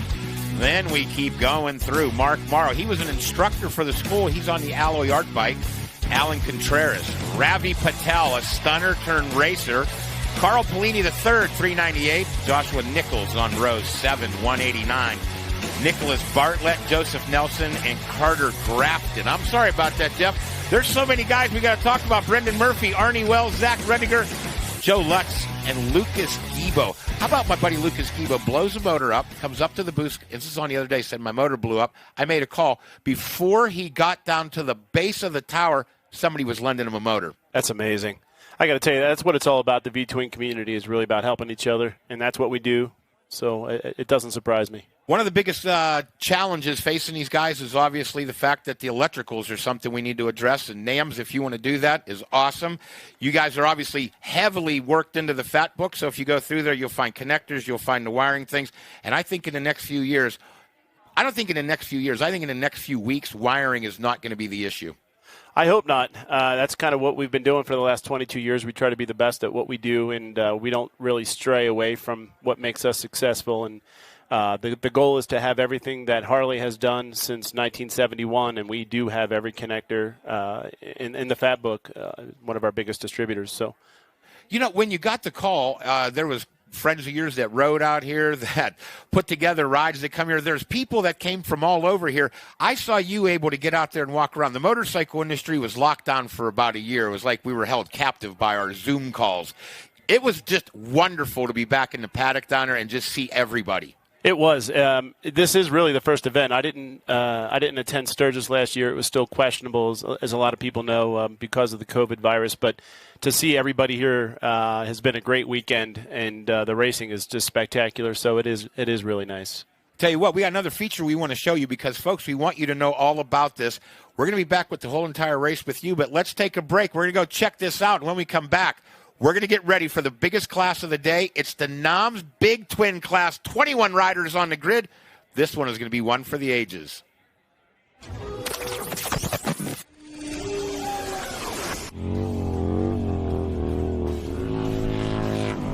My name's Robbie Lane. I own Alloy Art. We're located in Glendora, California, eastern San Gabriel Valley, right up against the foothills. The name of the series is Bagger Racing League. BRL, kind of for us and by us. I mean, to rip a little FUBU action right there, but it's everybody's trying to make the performance parts, the whole performance this, performance that. Yes, there's street performance, and yes, there's a difference between track performance and street performance, but trying to melt those two worlds together and get some product development out of it, and and have a good time too. Like everybody's competitive, everybody wants to have a good time. And it's just really cool to see these big-ass bikes go around the track. The V-Twin market has been nudging towards performance pretty strong now for, as a whole. It's pretty strong for like 10 years plus now. But it was mostly Dynas and FXRs and, everybody with their fancy shocks. And, Harleys have always been, everybody's always put big, powerful motors in these Harleys, right? Well, now we want them to go around a turn as well, and we also want them to stop. So the development's insane. It's really cool because it's going to be grassroots Harley guys that have natural talent and natural skills, right? And then you're also going to have what's really cool is we've got guys from Europe contacting us. We have guys, from the whole Superbike MotoGP world contacting teams wanting to get a seat or how do I build a bike? The whole history part of it, I think it's pretty cool. Everybody likes to have that contrast. Everybody likes to have that, that reality television aspect to it, and you're going to have your Indian crowd, you're going to have your Harley crowd, and, you're going to have your FXR guys, you're going to have your M8 Softail guys. It's pretty cool because there's already built-in rivalries just by the type of bike you ride. And there's regional rivalries too, right? So when we get the East Coast involved, the West Coast, and then you get the middle of the country, then like I said, we have people from Europe, like dudes who have raced Isle of Man hitting us up, like wanting to know if anybody needs a rider. So it's pretty cool.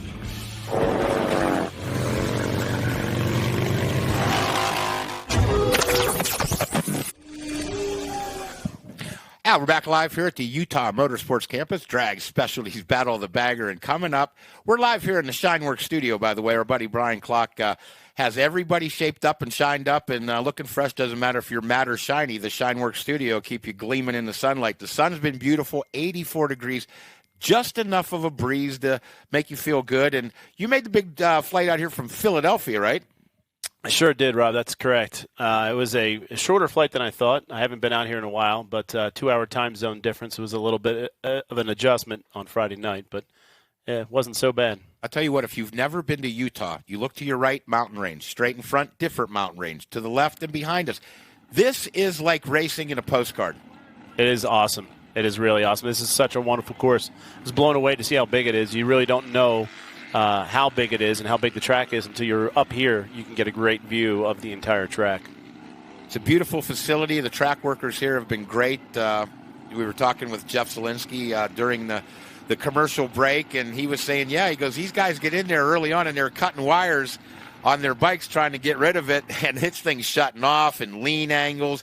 These are all things that you're well aware of. That's why it's going to be so easy for you to solve these problems. I hope so. I started working on this, last year when we were talking about it, Rob, to be honest, and some of the guys have contacted me, some of the industry folks, and we were hoping to be able to make a harness for these bikes, and we just couldn't get it done in time. Obviously, the industry's blowing up right now, so everybody's really busy. We got to focus on that, but unfortunately, I wasn't able to get it done. But I'm not going to let them down. I'm going to really work really, really hard. Well, you might not be able to get it done, but I know you. You will get it done. I will. You also have some unique interests. You mentioned some of the different brands of bikes, and I have to think that had a bit of influence on why you chose the Big Twin Class. You have one of the most unique collections of FXRs I've ever seen. You have show bikes from Drag Specialties. You have bikes that have been bone stock, and now you're creating something pretty unique. Yeah, I'm a huge FXR enthusiast. I'm very fortunate to own one from the great late Don Hotopt. It's a Drag Specialties cover bike from 1996 or 97, and unfortunately I can't mess with that one. Don unfortunately passed away last year, so that one's got to stay the same, but I do have a twin cam, building a new twin cam FXR right now with a 96 cubic inch 6-speed. So that'll be pretty cool. It'll be an FXRT. So, I love my FXRs. Well, you love making sure that everybody has some support, too. And we look down on the line right now. That's my buddy Lucas Gibo. Now, he's the only FXR in the field. Now, there's been arguments for 100 years, FXRs versus Dyna versus. And Lewis blew his motor up, right? I think somebody had another one, right? No, he went and got it. Like before he was downstairs, he had this thing working on. People were like, here, let's do this. That's the community out here. He's back. Now, he has the worst gate pick because he had to, thrash on the thing relentlessly to get it done, but he's back on the line. He thinks he's going to be able to kind of come through the pack. He's an OG, too. He's been at this a long time. So we'll have to keep an eye on him then. A lot of people are asking. We're getting texts up here. We're live, obviously, the Gang at Fight that's watching around the globe right now. And don't forget, if you're here and you didn't make the purchase because you're here, you go home, you buy it. That way you're locked in. But everybody's timing in. Is Ryan Villapoto going to throw his hat into the road racing ring eventually? We know that you have some time. You've done some different things. And I know you'll be stock car racing later, but this year, on Fight, but would you ever consider it? We'll have to go back and talk to the boys over at Yamaha, and see if get another manufacturer involved in this game over here. But, my retired days are, kind of, I do a little bit of everything. Like you said, stock car racing on dirt this coming up, and vintage racing and pit bike racing, and I'll probably try a little bit of everything. You hydroplane raced against everybody, won that. Then you went down to Miami, won. Then you've raced about everything. I am so blown away by this lineup right now.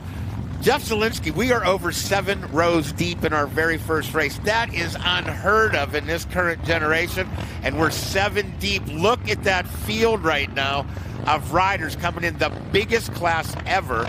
Let me give you a quick one. It's Salima, Skaysbrook, Morrow, Murphy, the 48 of Ungarski. I have a feeling right now it's going to be the Roland Sands Indian. The Ungarski could be fast. I want to see Lucas come from the back row, what he could bring.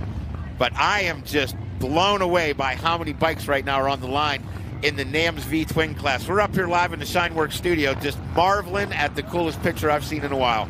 I'll tell you, the more bikes, the better. Makes a better race, in my opinion. Well, absolutely. They clear the grid right now. They get everybody up and out of the way. The techniques are a little bit different. You hear them blipping the throttles. A couple of these bikes even have carburetors on them still. Not all of them are fuel injected. Some of these bikes been around a while. The Roland Sands Indian on pole position. I was going to say, Rennie's up front here. He is. That bike just looks fast. He got a good drive off the guy, but here comes the Harley Davidson of Garski up the inside and right away pulled up, but the number 33 of Rennie Scarsbrook shut the door on him and was able to take back over the lead. And look at everybody in and out of La Pera turn number 1. And that's a gorgeous sight. 21 Harley Davidsons battling it out. Beautiful Utah landscape in the background, but right now the beauty is in the eye of the beholder, and everybody's looking to be holding the spot in front of them. They want to move up. They're not looking to be in this train right now. They want to try to get this thing done. Rennie's just creeping away already. We're only 3 or 4 turns into this thing. Strong ride. So far it's been Harley Davidson. So far it's been Benny Carlson going 1-1. Harley Davidson mounted both times, once on a bagger, once on a XR 1200, but now the Indian crew gets this. They just built this bike. Jeff, they just released this. The new Indian Chief. We know Kerry Hart had one and a couple other guys, but this is the first one that's been raced, and I want to say a big thank you to those folks for bringing it out here and letting us debut your bike for you. Absolutely. What a beautiful bike it is, too. I'll tell you, speaking of that one that debuted not too long ago, Kerry Hart did a great job on that build. Some beautiful color, paint job, very customized. Here comes the battle for the number 3 spot. You see the aerial view give you first and second. The number 3 spot right now is Tony Salima, the OG, taking on the 125 of Subish. Tony on the number 12 bike. He rides for Speed Merchant. Brandon Holstein and his crew have been involved in all this for quite a while.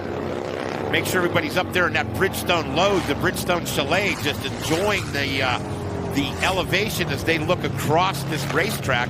And you look down along the fence here, Ryan, it's 2-3 people deep. No one's going anywhere. They're watching the action. Oh, they're up close. It's nothing like being... Somebody went down. We do have a rider down, and I believe that might have been the machine of Subish. I think that is the 125. It's right out of La Pera, turn number 1. We know race director Alex Mock, and he's quickly up and on his feet. These guys are tough. Here they come into turn 1. Gets ready to drag the knee. Oh, and he just tucks the front a little bit, loses, and he's off into the runoff track. Very safe environment. He didn't run into any poles or cement or anything. The ground gets a little softer up there, but we hate to see anybody down. Immediately, the rescue crews are on the scene here. Great to see him get right back up, too. Yeah, these guys are tough, and the apparel that they wear, the helmets, the gloves, the boots, everything keeps them safe.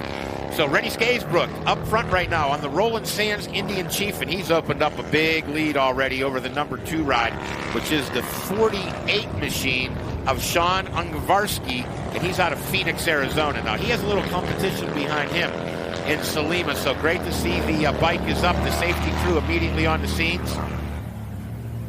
They'll get that taken back to the pits. I wouldn't be surprised if he gets it fixed up this afternoon. There's so many guys. And here's the battle in the number 2 and 3 spot. Here's our rider in second. That's Ungavarski. Does some supermoto. Alex Mock said he's really, really fast, number 48. And you see how they're running short mufflers. They're doing all those things. That's all for the ground clearance right now. Yeah, these things are super high. That's what they're, every paddock that I went into, they're all struggling with ground clearance. These bikes aren't made for this right now. Until some shocks and everything, we all figure out what to do. You're going to be struggling with that for a while. Absolutely. Jeff, I go down to the pits. He's working on Ben Bostrom's bikes, trying to get the back suspension set up for him. So, hey, anything helps, right? Everything. Look at this in the back of the pack. 21 riders on the grid. We have one out, so we're down to 20 right now. And these are some of the battles that are raging on. Ryan, you know as good as anybody, you could be in first or you could be in last. You will find somebody to race with at a race. Always. And that first place battle or this 10th or 12th or whatever place these, it doesn't matter what it is. You guys we're all fighting for that next position. And it's just these guys are having a ball right now, I bet. Keep your eye on one of those. I know that we have bagger classes, but that's a Softail with bags and a FXRT fairing that Ravi's running out there. He rides for Quades. Whew, I don't know if that was aerodynamic enough. He just went around him on the outside, so he loses another spot, so that puts Patel back into the number 8 spot. Remember I told you my buddy Lucas Gibo starting on the back row? We're only on lap number 2, and he's already up to the number 8 spot, so he's already passed. Making moves. He said he was going to. Oh, here we go. Some yellow plates. The 918 is coming in. And that is Smith and Trulio right just now. Just about clipped his rear tire coming in the turn. Yeah, these guys are getting really close out there. Full tuck position. What about you, Ryan? I almost want to kind of get on a bike and go out there. I would want a little more practice than some of these guys have. Yeah, I've never done it, so if I'm willing, you should be able to. Maybe I'm just a little smarter than you. You're a lot smarter than me.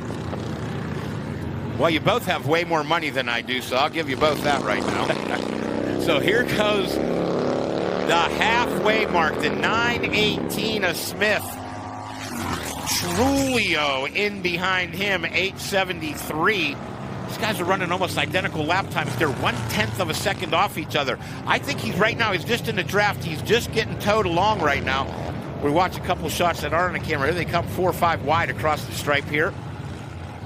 21 riders on the track in this NAMZ Big Twin Class. We're live in the Shineworks studio. Just sitting back, just enjoying the show as we're halfway through our third race of the day. We got the one coming up, the big one's coming up shortly.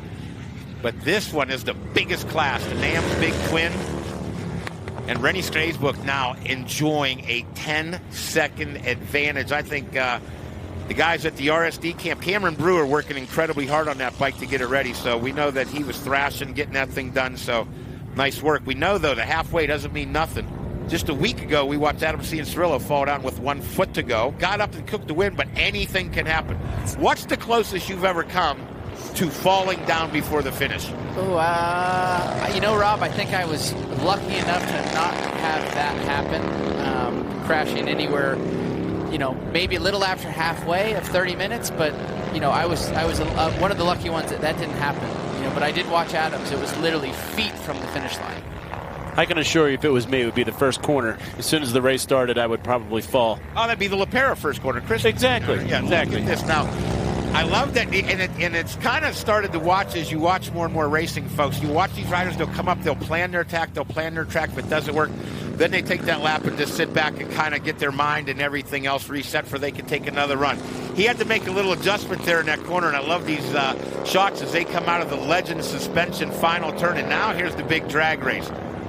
Here's the interesting part. Obviously, these bikes have different speed because they're breaking away on the straights, but as they gather up everybody in the corners, look at this parade of bikes coming down, people cheering on their favorite riders. Ryan, I would assume braking is huge in this sport.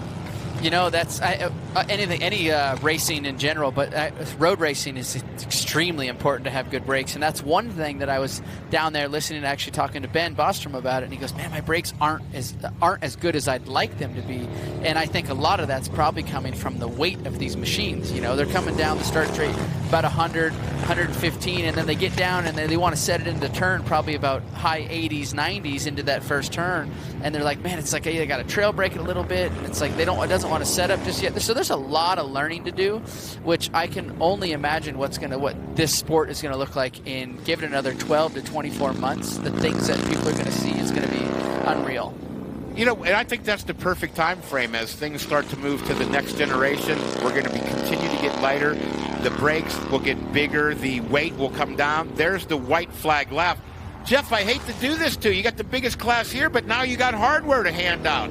Hey, What a pleasure it's been to hang out with you. It was great. I appreciate you guys having me up here. It's always a pleasure to hang out with you, Rob. Well, you're going to go down and see the top 3 in your class. In the NAMZ Big Twin Class, you'll pass out the hardware. The white flag is out. Skaysbrook's come across the line. Ungvarski's done come across the line. I love when you're dragging me on anything, but on a Harley, it just looks cooler than anything could be.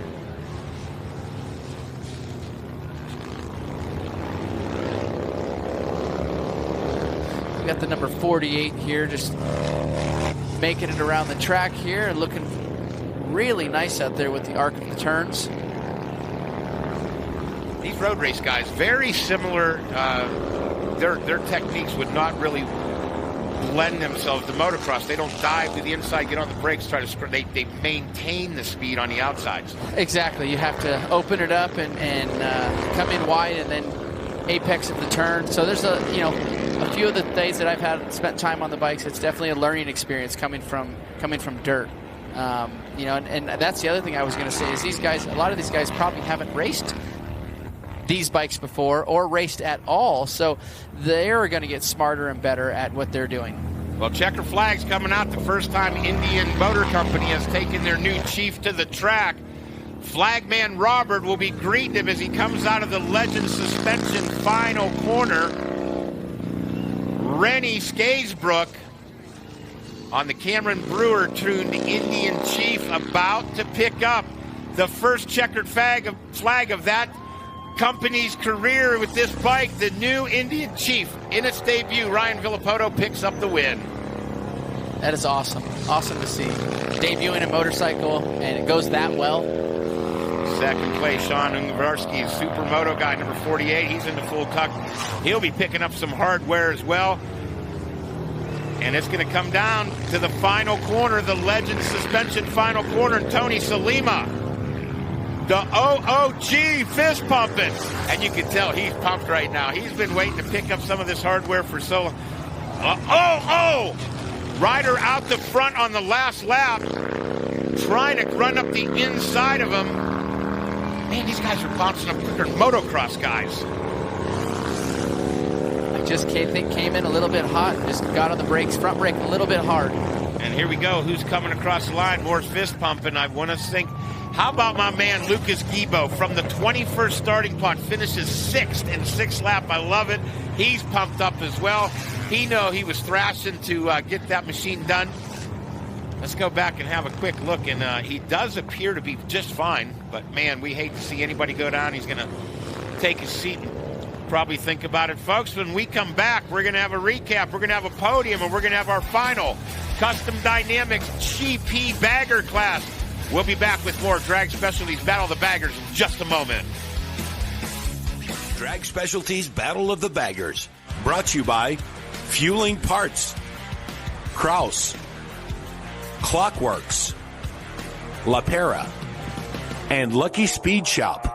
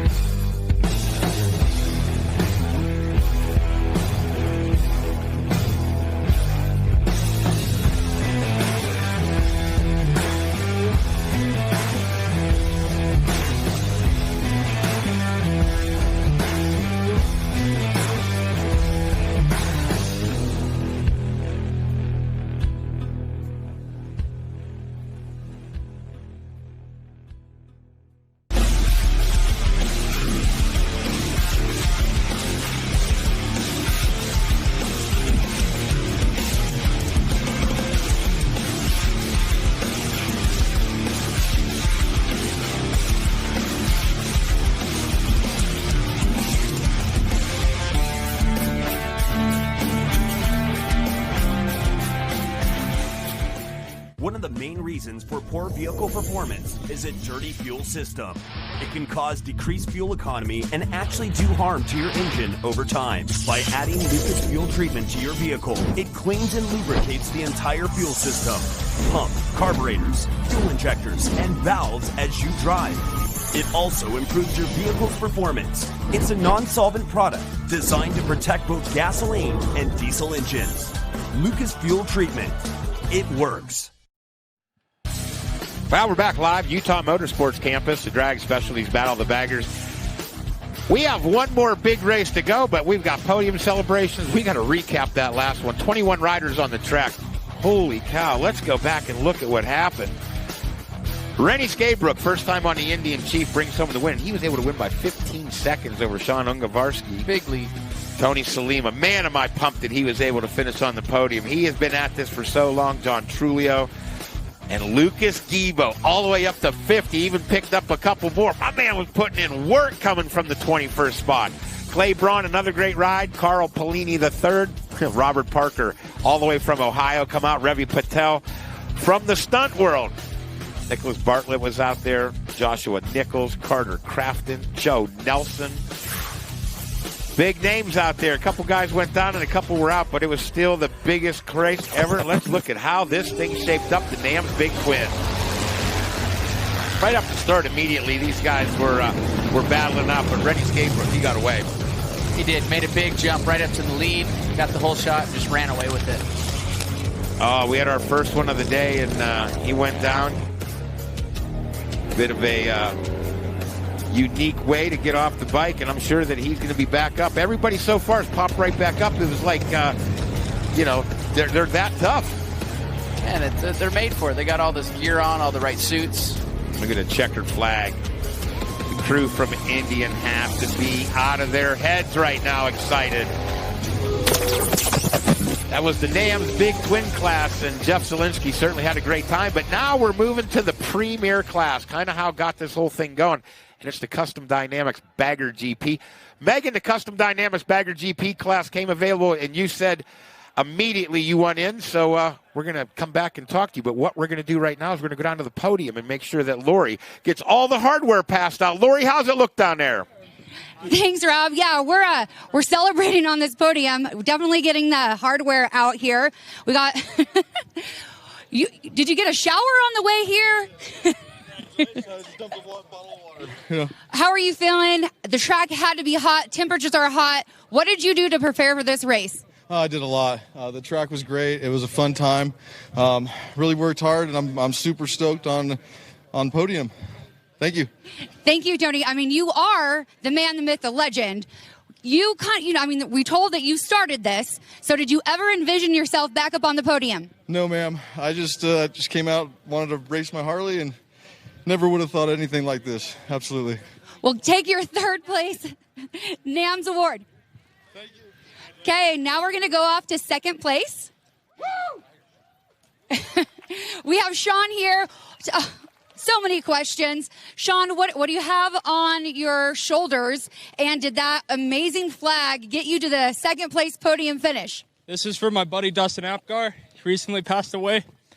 And he taught me so much. So shout out. Well, it seemed like he was definitely with you on that bike today.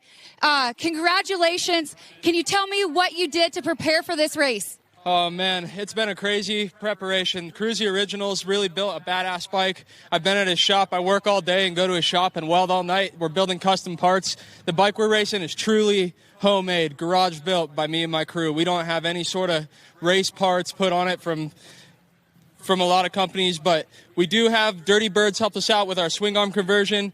We got Legend suspensions on the back, which made a huge difference. Man, there's too many to name. Stealth with our exhaust pipe. Dunlop put me on the stickiest tires out here, and I just couldn't be more ecstatic with how the day went, honestly. We're very ecstatic for you as well. Go ahead and grab your amazing second place trophy. And here we are. Give it up for our first place. We got RSD Rolling Sands Designs here with us. Rennie, tell me about your bike, what you guys did. I mean, I follow social media, so I know you guys, it was a crazy night. Tell me what you guys did to get you on this first place podium. Well, I didn't do anything except steer the bloody thing. So, I mean, I was so stoked when I saw that thing like 2 weeks ago. I was like, damn, that's my bike. That's cool. So, I mean, like, I'm as useless as, tits on a bull when it comes to fabrication. So, it's all good though. Like, the boys have just done such an amazing job. Like, such an incredible bike, and it's really pretty too. So I was really stoked. And like, we've had a lot of good help. Fox suspension, Dunlop. My boy Tagger hooked me up with a beautiful Aussie paint job. So everyone knows where I'm from. But Cameron Brewer, he helped me. Well, it was basically his deal. He was the one that prepped, did all the work across all the weekend. It was just, without him, this thing never would have happened. And look, it's pretty cool to say that you race for RSD. It's been some good guys on that bike. So yeah, just so happy. And you definitely rode well too. Let's give it up for you. Congratulations on that amazing first place finish on the RSD Indian and that belt. Come on, can we hear it for him? Let's go, guys. Come on, this is Bagger. I need to hear you louder. One other thing, just also want to thank Indian Motorcycle. I mean, kind of mentioned everyone except the guys that actually gave us the bike. And, unlike Sean, we actually got a bit of help. So, I'm not ashamed to say it. They hooked us up with this beautiful Indian Chief 2022 Indian Chief. And, yeah, Black Beauty, man, I absolutely love it. Well, that is our big twin finish for our NAMZ class. Back up to you, Rob. Thanks a lot, Lori. Great job down there, and congratulations to everybody.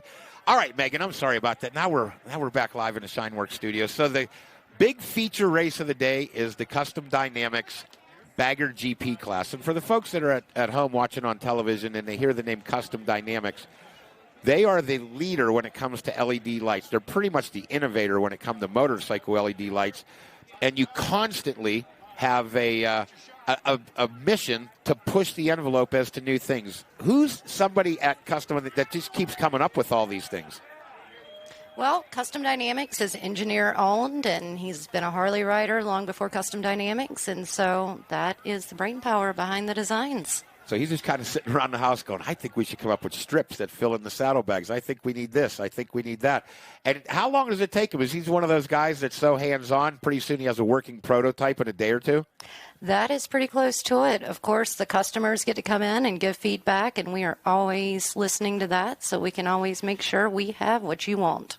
I know you guys do Sturgis, Daytona, the list goes on and on. Now you're the title sponsor of the Bagger Racing League Bagger GP class. Did you hear anything here that you might be able to come back with? We know everybody's lightning, but we do need lights when we're riding on the street. So is there anything you heard here that maybe you could be bringing out? There is always something I hear that's going to help us with our next product, and I am going home full of ideas. Ooh, I like what I'm hearing already. The Bagger GP class coming up shortly, and these riders that are going to be featured out there, we're going to have a chance to hear from just about all of them. They'll give us an update on what the bikes they have or ride, because these are the most exotic bikes here. They're pretty much the works bikes, Ryan, that you would have rode when you were racing. Hand-built, one-off. People are coming in, and all the parts that developed will make their way to the customer. That's right. I was able to walk through, like I said, and see custom swing arms, custom fairings. There's like so much stuff on these bikes. They're just like giant Cadillac limousines that have everything on them that's from the factory. Well, the factory had a lot to do with the frame and the bottom end, but the aftermarket is the one that took them to the whole next level. Megan, when you had an opportunity to join forces with the BRL, you didn't even blink. You said, I see there being a big future in this, and we want to be in, and we want to make sure we're partnered up with the premier class. Of course, it was a no-brainer for us. This is our customer base. This is our industry. We enjoy being here. There may not be lights on the bike, but we are all in. Well, Megan, we appreciate that. What we're going to do now, give you folks another feature and kind of tell you just how this all came to be.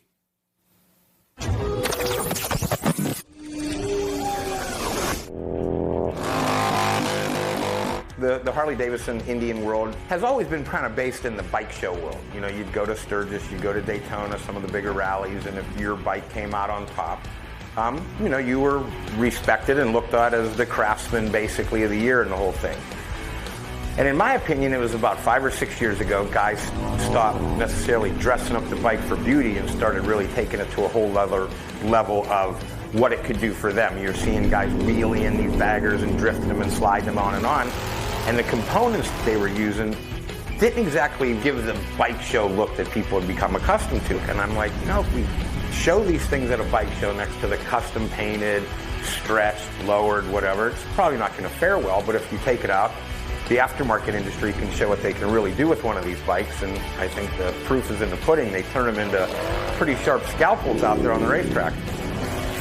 I started out on my 01 Dyna. All the pictures you see of dudes crashing in the canyons, like that was our afternoon, like, go shred, you know what I mean? Started raising it up. We're like, oh, it's scraping this. So we raised it up, put in taller shocks. We did this. And like, dude, next thing you know, there was a handful of us going through canyons, super sketchy, but racing each other, and it was something I always said, like, dude, we need to race Harley Davidson. Like, we would be racing each other in one little 12-foot lane, And all of a sudden, now we're riding baggers in Laguna Seca with pros. It was so surreal, I can't even explain it. Dudes would come out here and be like, hey, why don't you, like, it's cool, man. That's cool riding a Harley. Like, why don't you get a sport bike and race? Because I ride a Harley, bro. Every time. Because I ride a Harley. And, dude, I've had my fair share of sketchy riding experiences on the street. This is the place to do it, So this is not only a safer environment because people are already out there shredding canyons. So we want people to survive, get home, and we've all got friends and we know people that have gone off those canyons. And out here, it's basically you. If something bad happens, it's because you pushed it too far. It's already been going. This is just going to take it to a whole nother level, It's now companies are like, oh, wait a minute. Oh, I got to build this better. I got to make this better. Now, all of a sudden, we're going to see an evolution of V-twin, performance.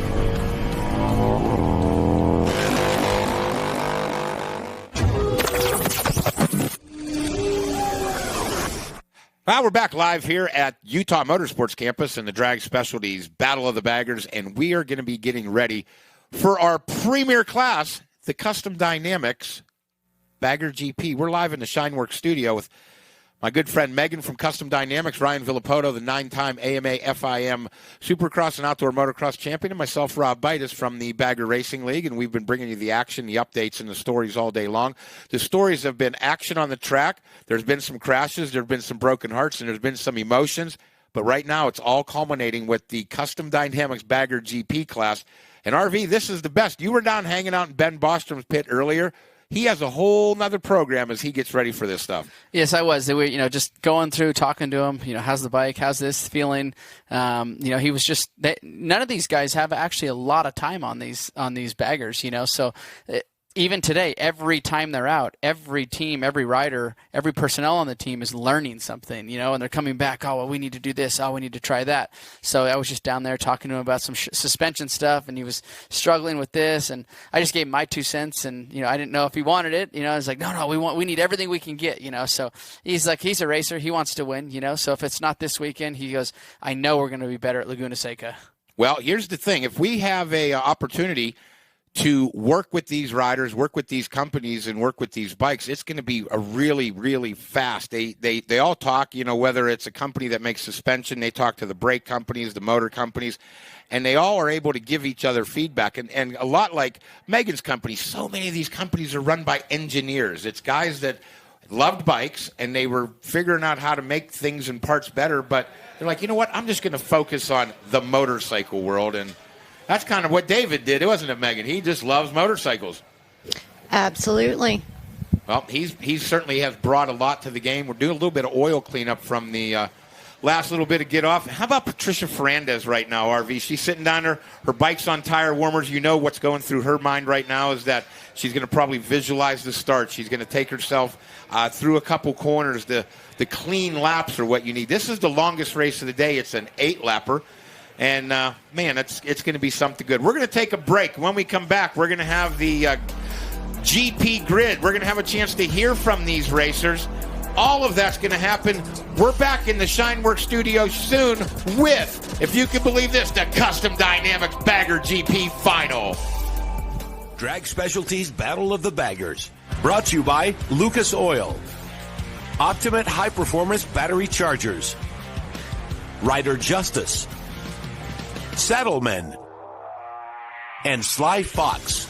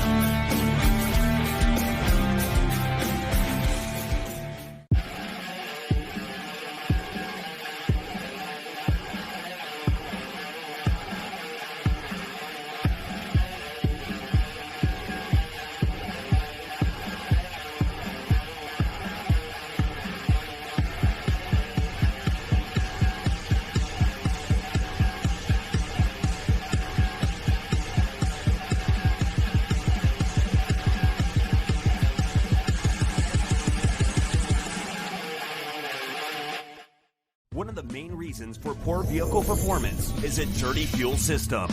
It can cause decreased fuel economy and actually do harm to your engine over time. By adding Lucas fuel treatment to your vehicle, it cleans and lubricates the entire fuel system.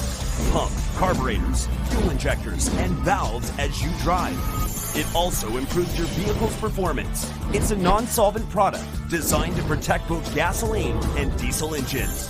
Lucas Fuel Treatment. It works.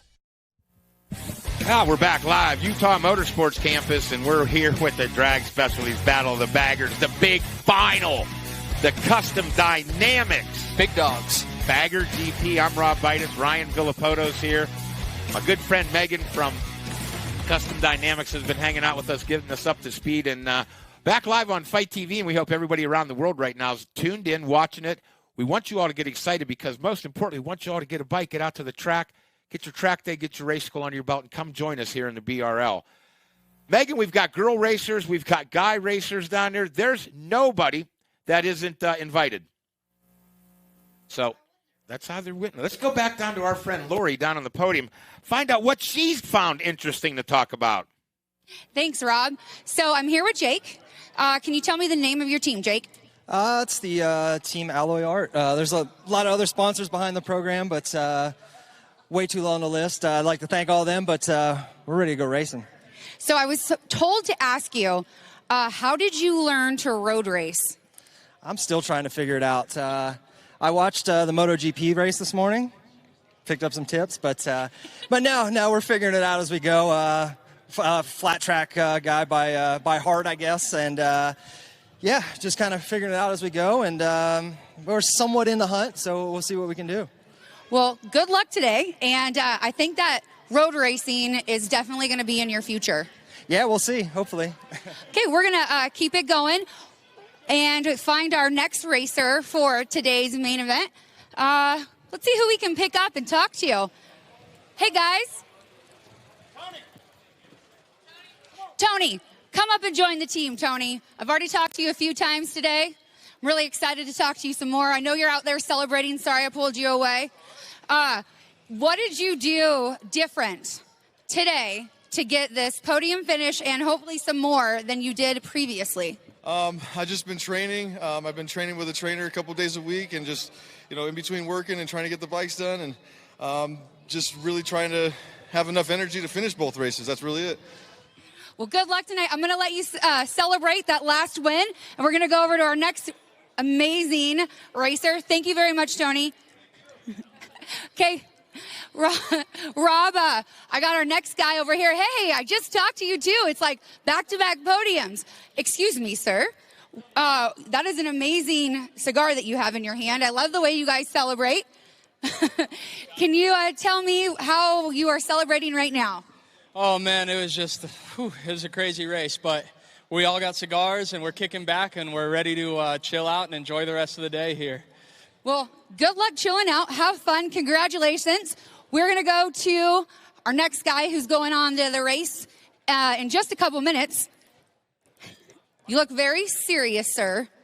What are you doing right now and this weekend to prepare for hopefully a podium finish? Well, we've been working really hard to get to this point, and the whole Hoban Brothers team, DTF Performance, Maxwell Industries, everybody behind this effort, Pirelli Tires this weekend are tremendously behind us. Having Motul here as well is awesome to have these guys supporting us, and we're just going to do our best to get this thing on top of the box. I think with the amount of concentration and the seriousness that you're actually taking this racing, I feel that you're going to make it onto that podium, and I really hope you definitely do. So good luck tonight. Thank you very much. Appreciate it. Thank you. Okay, we're going on a little bit of a walk. If you can see that all these garages behind me, this is where they're pitting for the races. We actually asked them all to do this special to pull out in front so we could do quick interviews with them. But normally, they're in the back, teching away, making some fixes, and then they go out and pull out. So now I have Tyler O'Hara with me. Tyler, anything you did different to prepare for this race than any other race before? Really, just take it as any other race. Just do my homework and put in the work, and just take it one lap at a time, get a good start. And, I can't thank the whole team enough. I got the best team in the paddock. Mission Foods, SNS Cycle, Indian Challenger. It's such an awesome bike, and just everyone that supports us, Pirelli Tires, and just super stoked and ready to get racing. It's going to be a hell of a race, and just it's going to be a fight to the end. Well, good luck today. Now we're going to go off to our second guy, who is a little bit farther along. So I'm going to take you guys on for another little walk. I definitely think I put in a lot of steps tonight or today, this weekend. It was amazing. This beautiful Colorado weather, Salt Lake City. Walking and talking, I promise I can do it. So let's talk. Who do we have here? Corey, sorry about that. You look a little different in your full suit. Anything that you can tell me that you guys do different with this temperature? And it's getting a little windy right now. So do you guys kind of modify any of the bikes for the hot temperature weather or any of the wind? Nah, we're just going to run what we got. We made a few little changes trying to get some more ground clearance out of the old Sly Fox Saddleman Harley over here. So kind of making a little gamble, trying something we haven't done yet. But I feel like it's only going to be better than what we've had. So ready to put this thing on the podium. Amazing. Well, good luck. And then, no offense, but we're going on to my favorite racer ever, Patricia, on the Amazing Indian, Patricia. Okay, so there's a lot of more new fans, especially for seeing women racing. What can you tell men and women and young kids to do to prepare for a race like this, or even just to get in the sport of riding motorcycles? You know what? If I can sit here and throw around this 635-pound Indian, you can ride too. I want everyone out there, go take a class, get your license, and get on a motorcycle. Anyone can do it. I never thought I'd be here racing a bagger, but we're in the greatest country in the world. This is America. We have bagger racing here in Utah, first ever. I'm so proud to be the first ever female to be able to get on this thing and throw it around, and everyone can cheer for the ponytail. But I know if I can do it, you guys can do it too. You guys can get your license and get out there. You heard that from Patricia. Get your license, get on a bike, and let's ride. Good luck today. Okay. Now, Ben Boschum, obviously, you do not need any introduction. You are world famous. Okay. I'm kind of a big fan, totally fanning out right now. I apologize. Tell me, what are you doing different in riding this series than you've done in any of your other multi-series that you've raced? Trying to relearn how to ride a motorcycle again, I think, biggest thing, when you ride a bagger, it's a bagger. And you got to remember that. And the Fueling guys have built me an amazing bike, and we're so lucky to have, all the sponsors that bring us out. And I've seen more different bikes on this track than I've ever seen. So it's kind of like run what you brung. But the bagger class is starting to get pretty fine-tuned. The lap times are getting closer, and we got a bit of work to do because they're riding really well. And it's a lot different than the other motorcycle. But fortunately, it's still a motorcycle. It's got two wheels, and we'll go out there and make the best of it, and we're pretty excited. Awesome. So you were with Legends of the Road. You cycled with Mickey. Do you think cycling, do you still cycle to prepare you for any type of motor racing? And do you think that turns into your baggers? You know what? Professional dad now, so no time for the cycle. But when you get a chance to do something like that with your buddies for a week, you race across America, and honestly, I think you're pretty fast because your eyes are so used to looking up the road because you're afraid of any little dog, this, that, cars running you over. You're out there for 5 days on the road. It's insane. And you'd probably be pretty fast if you jumped on the bagger after that, to be honest. I mean, it's a 14-pound bike versus, 600-700 pounds. But the eyeballs are good. If the eyes are good, you're good. So I think the biggest thing to prepare yourself is mentally just think everybody's on the same bike. Yes. We all got the same struggle. It's heavy. You can't override the bike. Right? Yeah. It's not a horse you get to control. This thing says, I know you want to go over there, and I'm kind of going this way for a minute, and I'll kind of get back to you. So, awesome. Well, good luck tonight or today. Thank you. Okay, we're going to go on a little bit more of a walk now. I would like to give it up to our race crew and everybody who put in all the hard work to make this inaugural race actually happen this weekend. Oh, we got an off-sort pits. My favorite group, Pistol Pete's in the house. You guys are definitely probably the biggest personality in the pits. So I got to talk to you guys about your bike yesterday. give me a little bit more details on the wrenching and the changes that you guys made from yesterday in practice till today. Yeah, we've been wrenching the last 2 days. The crew back here, I can't thank them enough. Huge hats off to them. Chasing faults, we found a couple, another couple sprung up, found a couple. Finally got her all back together, got her running, we're ready to race. Well, thank you, Charles. Good luck today. Hope you get a podium finish. Good luck today, guys. Pistol Pete's for you. Okay, we're going on another little walk. And I'd just like to say thank you guys very much, and right back up to you, Rob. Oh, thanks a lot, Lori. She's bringing us that pit walk, and that's something, RV, that is pretty unique. When you're doing a pit walk, these riders down there, they're on tire warmers, okay? So they got their bikes plugged in. They're heating up the tires to really, really sticky compounds. And what they want to do is they want to keep those tire warmers on as long as possible. Once they take them off, temperature starts to decrease, and things could get a little slippery. So they're down there. They're doing some interviews. They'll do some final little walkthroughs, and then we'll have those tire warmers pulled off. They'll get those bikes fired up, and they're racing the most laps of the day. We're jumping it up 2 extra laps, a little bit more attrition, a little bit more wear and tear on the bike. I think she's got a couple more of the racers lined up. Let's go back down to Lori. Lori, who you got with you? Thanks, Rob. I have Zach here. Can we talk about all this amazing aftermarket work you put into this bike? Yeah, absolutely. You know, you got to do a lot to these bikes in order to get them up to speed. Alloy Art, man, thank you guys so much for making incredible products. Everybody, the My Garage team, for helping us get out here. But the custom pipe, I mean, it's so amazing. Sorry, I'm kind of lost for words. No, it looks like it had a lot of love, and you put a lot of practice on it.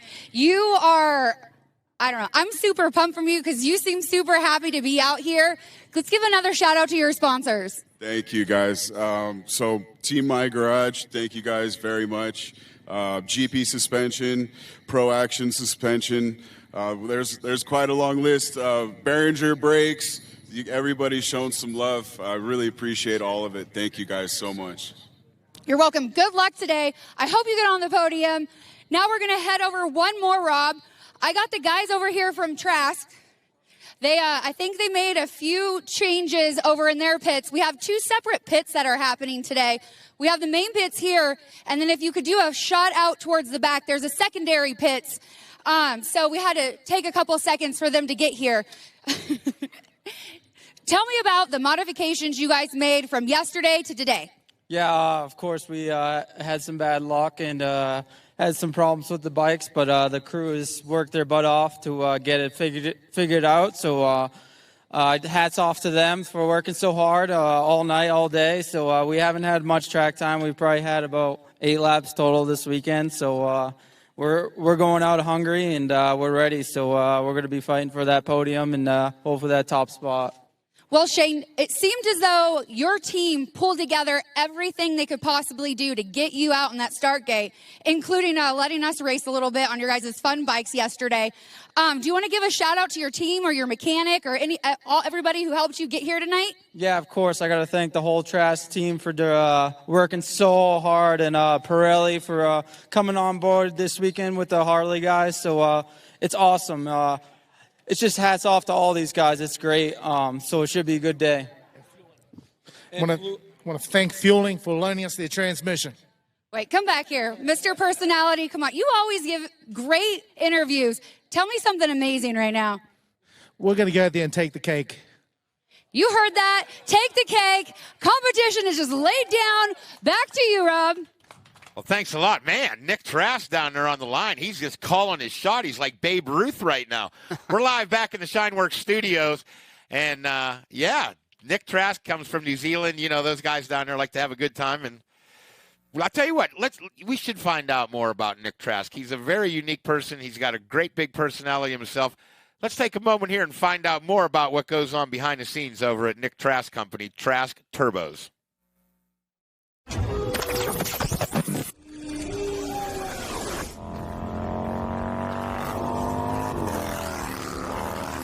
Okay, my name is Nick Trask, and I own Trask Performance, and we're based in Phoenix, Arizona.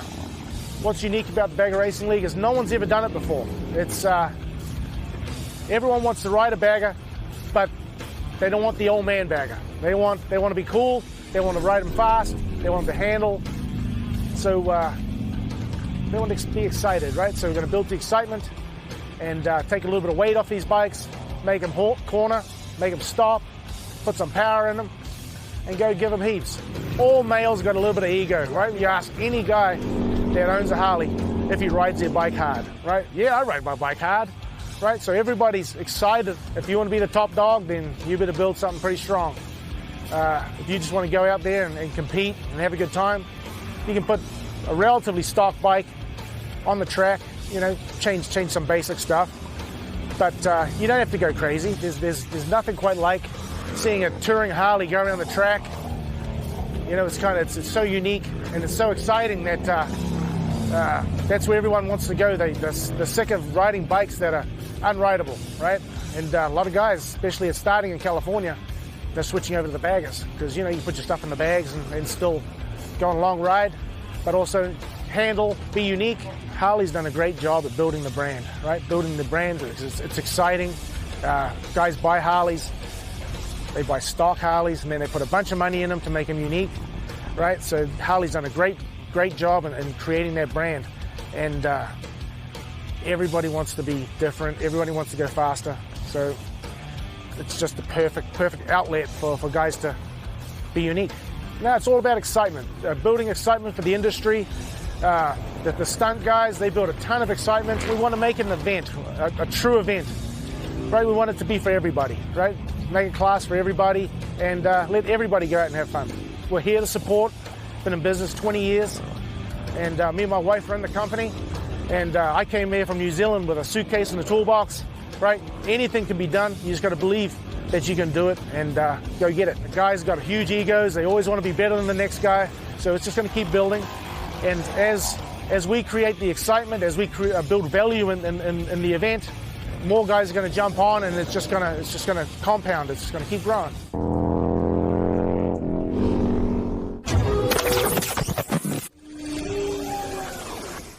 See, I told you, Nick Trask will get you all fired up. He's going to want to get you out on the bike right now. We start to see the bikes are coming off the grid, and Corey West is the first one we see on the number 9 on the Sly Fox Saddleman Road Glide down there, the Shark Nose. Great to see the bikes enter the track, but these guys are going to have a warm-up lap. They're going to have an 8-lap battle, and when they're done, somebody is going to walk away with the biggest purse ever offered in bagger racing, another championship belt, and they're going to be the baddest human being in the Custom Dynamics Bagger GP world. And it looks like and it sounds like some of these bikes are starting to head out onto the track. A lot of nerves down there, I'd have to think, Mr. Ryan Villapoto. Oh, always. They're going to get out here. It's always nice to have this, sight lap. I think they can just – some of these guys are going to go out there and test their brakes or feel the shocks through one or two of these turns just to feel what it feels like, because they ran out of practice, maybe some of them, and they feel like, okay, well, I got to really feel this thing out before we go main event time. Well, and you were down there, and you had actually talked to Ben Bostrom, and they were making a lot of changes. And you go, what are you going to do on those laps? He goes, I'm going to have to see where we're at, And I know, and you don't want to enter the track and have to go fast for one lap during a warm-up to see if the suspension changes you made work. But it's kind of what you have to do when you're inventing the whole time. To be honest, Rob, I've done it in Supercross, making changes before the main event. We've ran one thing in the qualifiers and made it into the main event, and then we made a change. So I know where these guys are sitting right now. It's it's just going to come down to getting off that line really, really cleanly. Like I said, these bikes have so much weight behind them, and if they just got their tire warmers off, their tires are getting warm, are still going up in temperature now that they're out here on the track, and then those things just want to hook up when they leave the line. So it's getting out of that line, get a good jump off there into the first turn. Well, Ryan Villapoto, myself, Rob Bitus, and Megan here in the Shineworks studio. This is the Drag Specialties Battle of the Baggers. This is the big main event. This is the Custom Dynamics Bagger GP class. And again, the lineup of individuals that have been signed on to ride these bikes. Some of them, again, are team owners, and they own the bikes, but a good many of them have been brought in as kind of hired guns, if you will. Always. You got to always pull from, and that's what's so unique about this. There's some races, guys in between jobs or guys in between races or whatever, and it's like, hey, we want to pull this guy in. Well, let's look at who's on the line right now in the Custom Dynamics Bagger GP class. Beautiful mountain range in the background. Just Gorgeous. Michael Barnes. Now, this guy is a weapon. Tyler O'Hara. These two already did some sparring and jousting in practice. Ben Bostrom. What do you say about the 155 of Ben Bostrom? He and Corey West on the Sly Fox Saddleman bike in row 2. Jake Johnson, number 99. This guy's a flat track genius. And he's on the Alloy Art ride. Insane Shane Narbone, number 86 on the Trask Turbo. Patricia Ferrandis, and that is a wild spirit down there, row 4, and she's going to share that with Tony Salima, who just picked up some hardware in the Big Twins class. Then we go to Zach Nation, number 21, and Charles Burton, the 4th. He's on the Pistol Pete ride out there, number 17. Then you got row 6, Cody Denley, 769, and we'll ride on out the field, 12th gate pick. Brian Shields on the Bagger Mayhem 17X bike. Now, everybody had an opportunity to bring their mechanics down there with them. They're making them hustle off the track. Everybody, it's 4, 5, 6 people deep against the fence. So as the mechanics leave, they have to run even farther down pit road to find a spot. Look at Michael Barnes right now. Michael Barnes, he's had some tough luck in this. He struggled a bit, but this guy's a winner, and he's on pole position. He's number 34 in a road glide, clicks her into gear. There's the Indian, and then wheelie. But Barnes grabs Sex third gear, and they head into La Pera, turn 1, and it's Michael Barnes out front. And immediately Michael Barnes has pressure. Barnes has pressure in the way of the number 29. My buddy Bob Cashwell tuning in, checking out all the action. I can't wait to see that big guy. Everybody out here is having a great time. Another right-hander, all the drag reps and parts reps and people around the globe right now. And look at the Indian trying to track down Michael Barnes' number 34 road glide. So it's Indian Challenger, the liquid-cooled aluminum swing arm, single-shocked, upside-down fork, taking on the twin shock road glide of Michael Barnes. There's some technology out there right now. What a difference. Yeah, it's just, look at the races. They're getting so close. These guys in practice, like you said, Rob, I think they were already throwing, having some words and going back and forth with each other. So it's going to be intense these next 8 laps. Michael Barnes is a really intense guy. Tyler O'Hara likes to have a good time, and Michael Barnes wants to get the ship going the right direction. And right now that's happening. And if we look just a little bit back, we're going to give you an idea who's running in 3 and 4 as they come into view. And it looks like that's the Sly Fox bike, the Sly Fox Saddleman by Corey West. So they've already been on the podium once with the win. Then you got Insane Shane Narbone. You got the Alloy Art bike. This is Bagger GP, and that's Ben Bostrom. So Bostrom on the fueling bike comes up the inside. We were at dinner last night with Jake Johnson. I think right now, if he's smart, he settles in behind Ben for a lap or 2 just to see where he's going. Yeah, I think so. Learning some lines, figure out where he's slow and where he can improve, you know. It's all about how can I go faster. So it's Barnes 34, O'Hara on the Indian 29, Corey West, number 9 in the number 3 spot, Insane Shane Narbo in 4th, Bostrom in the number 5 spot, Jake Johnson in 5th, Tony Salima, another podium rider, in 6th in the number 8 spot, Zach Nation right now. Patricia Ferrandis did not get the kind of start she wanted, but I think we're going to see Ferrandis come through the pack. Got a couple other riders, Denley and Shields out there waiting for the 769 and the 17X. Right now, though, the top 2 riders trying to break away from the whole pack right now, and it's the 34 and the 29, and it looks possibly like, for a moment, you think Mike Barnes is opening up a bike length or 2? You know, I think he has some faster parts on the track, and this inner part of the track. You know, we were watching them just catch up on each other just a little bit. Look at this freight train. Corey West on the slide glide behind him. The Trask Turbo Road Glide. Then it's Ben Bostrom in behind him. And here goes Ben Bostrom. He's bringing Jake Johnson on the Alloy Art Road Glide.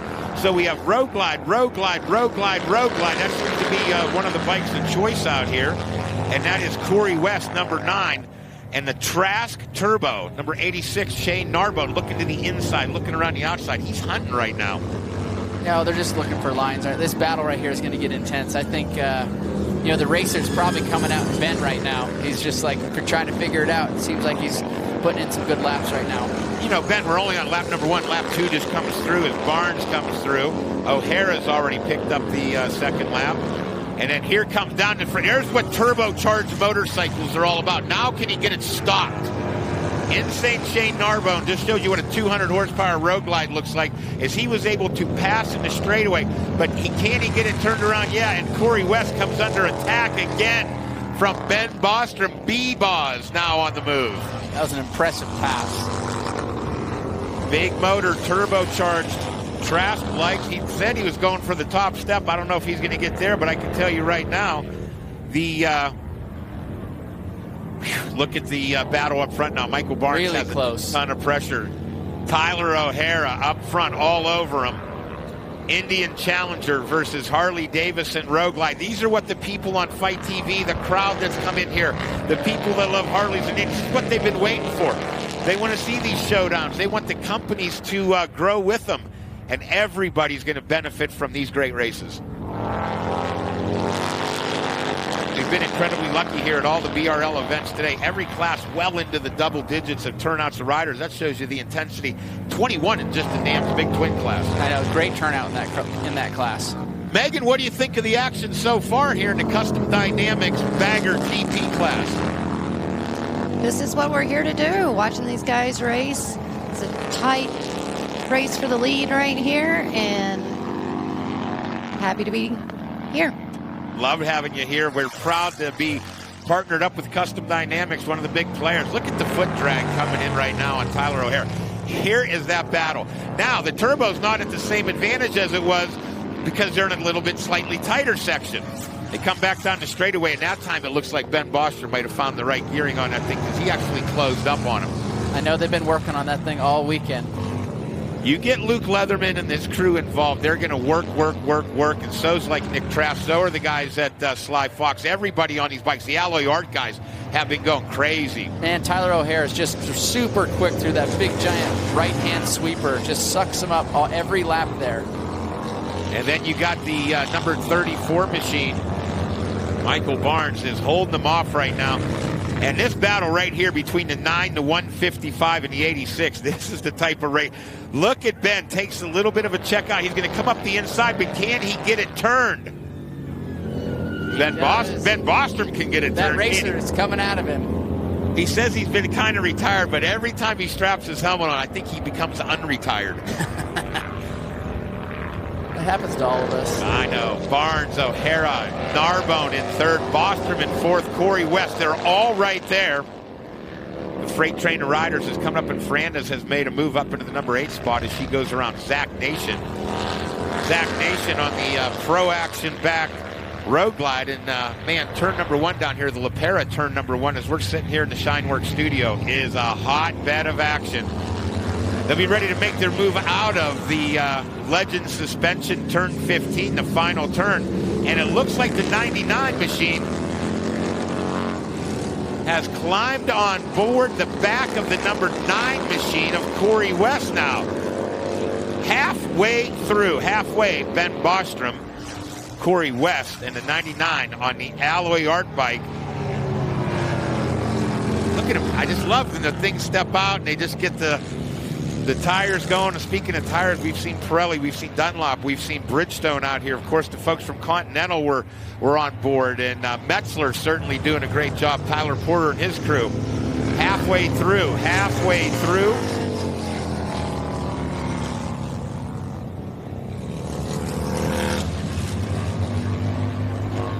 Great action all the way around this facility. Custom Dynamics Bagger GP. Again, we're here at the Drag Specialties Battle of the Baggers, and we hope everybody back in Janesville, Wisconsin. Like I said, I know Fred and Paul are sitting there watching the action. He enjoys racing as much as anybody. Grew up with his brother Stan at the track, and Fred was a snowmobile racer and motorcycle go-kart racer himself, so that's awesome. The rest of the boys are out here live. A lot of the regionals. We've got some reps out here. Sharon Murphy made the trip out here. Woody's out here. We miss our buddy Ted Stolman. He's been part of the meetings of getting all this in. We're back on the lead pack right now. You knew it was going to get this close. Has Michael Barnes stabilized this? He comes out of the Legend suspension final turn, and it's a drag race as they head to La Pera turn 1. It is. I think Tyler's going to have to start pushing here. We're over halfway. And see if he can squeeze a little bit more out of him or the bike.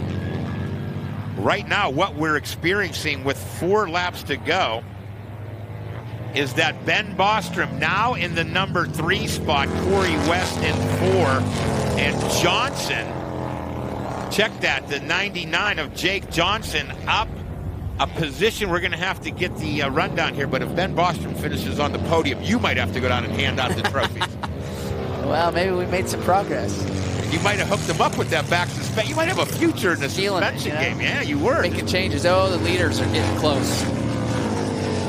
They all have different sections of the track that really help them out. And Rob, I wonder if that's to do with bike setup or line choices. You know, sitting up here, it's hard to tell that. But I have a feeling it's probably certain bikes are better in certain corners or straightaways and things like that. And you and I were talking about it last night. They're working on the front ends. They're working on the triple trees. They're going to get these things up. The machines are going to become a lot more pliable. Wow, this is getting tight. It's getting close. Michael Barnes has Tyler O'Hara. Tyler O'Hara drops like Valentina Rossi. I love when they do that stuff. I just think it looks so cool. 3 to go, gang. 3 to go. Harley Davidson versus Indian. We told you what it was all about, and here it is, shaping up right before you. Tyler O'Hara certainly holding up the flag well for Indian. Michael Barnes has been so close. He's been on pole, but he has not been able to finish the deal. Today may be the deal here in Utah. It's just great having two manufacturers fighting it out for the lead in racing that's so new. Absolutely, and the folks at Indian are excited. The folks at Harley Davidson are over the moon right now with how everything going. It's the aftermarket that's really benefiting right now. I mean, just wait till these motorcycles get some type of telemetry on it. You know, all the things that they're going to learn, just like I said, in the next 12 to 24 months. These can be different motorcycles. Just watch. Wait till you start going to the Elks with Robbie Lane, telling him that you'll be helping him out. It's going to be a lot of good stuff. Another good battle. You can't believe you're saying this, but Ben Bostrom's starting to come under attack from number 9 of Corey West and the 99 of Jake Johnson. The Alloy Art bike is starting to put on a push. They're up to the number 5 position. The last time the gang from Alloy Art was out there, I think they carded a 6th. So now they've got the push on Robbie Lane and his crew. White flag will be displayed the next time through. And Corey West on the Sly Fox Saddleman Road Glide looks to be putting on a little bit of a late race charge. He might have found a line on Ben Bostrom. Maybe so, and I know the lead is tightening up also. Patricia Ferrandez in that number 8 spot. Tony Salima right in front of her, just 1 second quicker. She's making a big push here late in this race. She may be able to pick up a spot. And it's tightened up again. Now it's just going to be the white flag. There's the flagman Robert throwing the white. Drag race, drafting each other. They're heading into La Pera, turn number 1. The downshift on the 34 of Michael Barnes, the 29 of Tyler O'Hara. Bagger Racing League. Somebody will claim the first place. First championship belt in Bagger GP in this event. There's the Harley torque coming out of that corner right now. It looks like that. It looks like Tyler just gets pulled at every turn, just a little bit coming out of him. Ben better not look behind him, because here comes Corey West, 3rd, 4th, 5, come across the stripe. Ben packs it in hard on the Fueling Road Glide. It's the Sly Fox Saddleman Road Glide and the Alloy Art Road Glide. And I think Jake Johnson back to the lead pack. So many battles around here, double-digit riders in every class. The Bagger Racing League is going to crown their first winner of their inaugural race. Is it going to be Michael Barnes or Tyler O'Hara? Love these shots right here as we watch the riders in and out of the corners. Yeah, the drone just shows a whole different angle. Scotty Mack and his crew have done a great job for us, and a tip of the cap to them for jumping on board with us. That white flag's displayed, and I think that's going to be a good one. And I know that Bostrom's starting to come under attack now. Michael Barnes pulled the whole shot. Tyler O'Hara was behind him. Has not led a lap yet, but that doesn't mean it can't happen. They're coming into the Legend Suspension final turn shortly. Here they come, drag race, Harley versus Indian. Michael Barnes takes the win. Tyler O'Hara on the Indian Challenger tucks in behind him. Less than 0.3 of a second separate the top two. And Corey West goes to the inside on the Sly Fox Road Glide. Battle for 3rd. Bostrom trying to hold off Johnson, but it was Corey West Sly Fox and Saddleman teamed up to bring you the Carbon Fiber Express. Out of turn 15, the Legend suspension, and for the second time today, the Sly Fox Road Glide will land on the podium. Ben Bostrom back to number 4. Ben Bostrom on the fueling ride finishes in number 4. Amazing race. Wow, talk about action. Bostrom there. Jake Johnson on the Alloy Art Road Glide was right there. Insane Shane Narbone, who showed you what the turbocharged bikes are all about when it comes to those big performance numbers. They were there. Here comes Patricia Ferrandez. I thought she might be able to give Salima a battle. Can Tony get her on the final lap? Get another Indian versus Harley battle. Speed Merchant taking on the Saddleman Indian. And what a great race out there. Real tip of the cap to both of them. And Ferrandez was able to take the position away from Nation, but not Patricia Ferrandez, who moves up to number 7 on the last lap. And I think Mike Barnes right now is just soaking it in. A wave to the flaggers and the fans around the facility, patting the old boy on the gas tank. He feels pretty good right now. He does. It's nothing like winning, man. That's why we're all out here.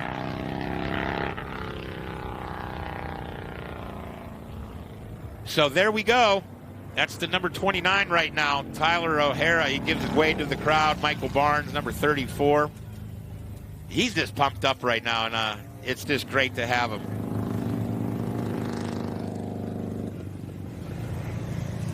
Okay, I'm going to tell you what we're going to do is we're going to take a commercial break, and when we come back, we've got a special feature. We've got a podium, and we are going to crown the Drag Specialty Battle of the Baggers with the championship belt. This is going to be great. We'll be back in just one moment with a lot of impressive stuff coming. Bagger Racing League, Drag Specialties, Battle of the Baggers.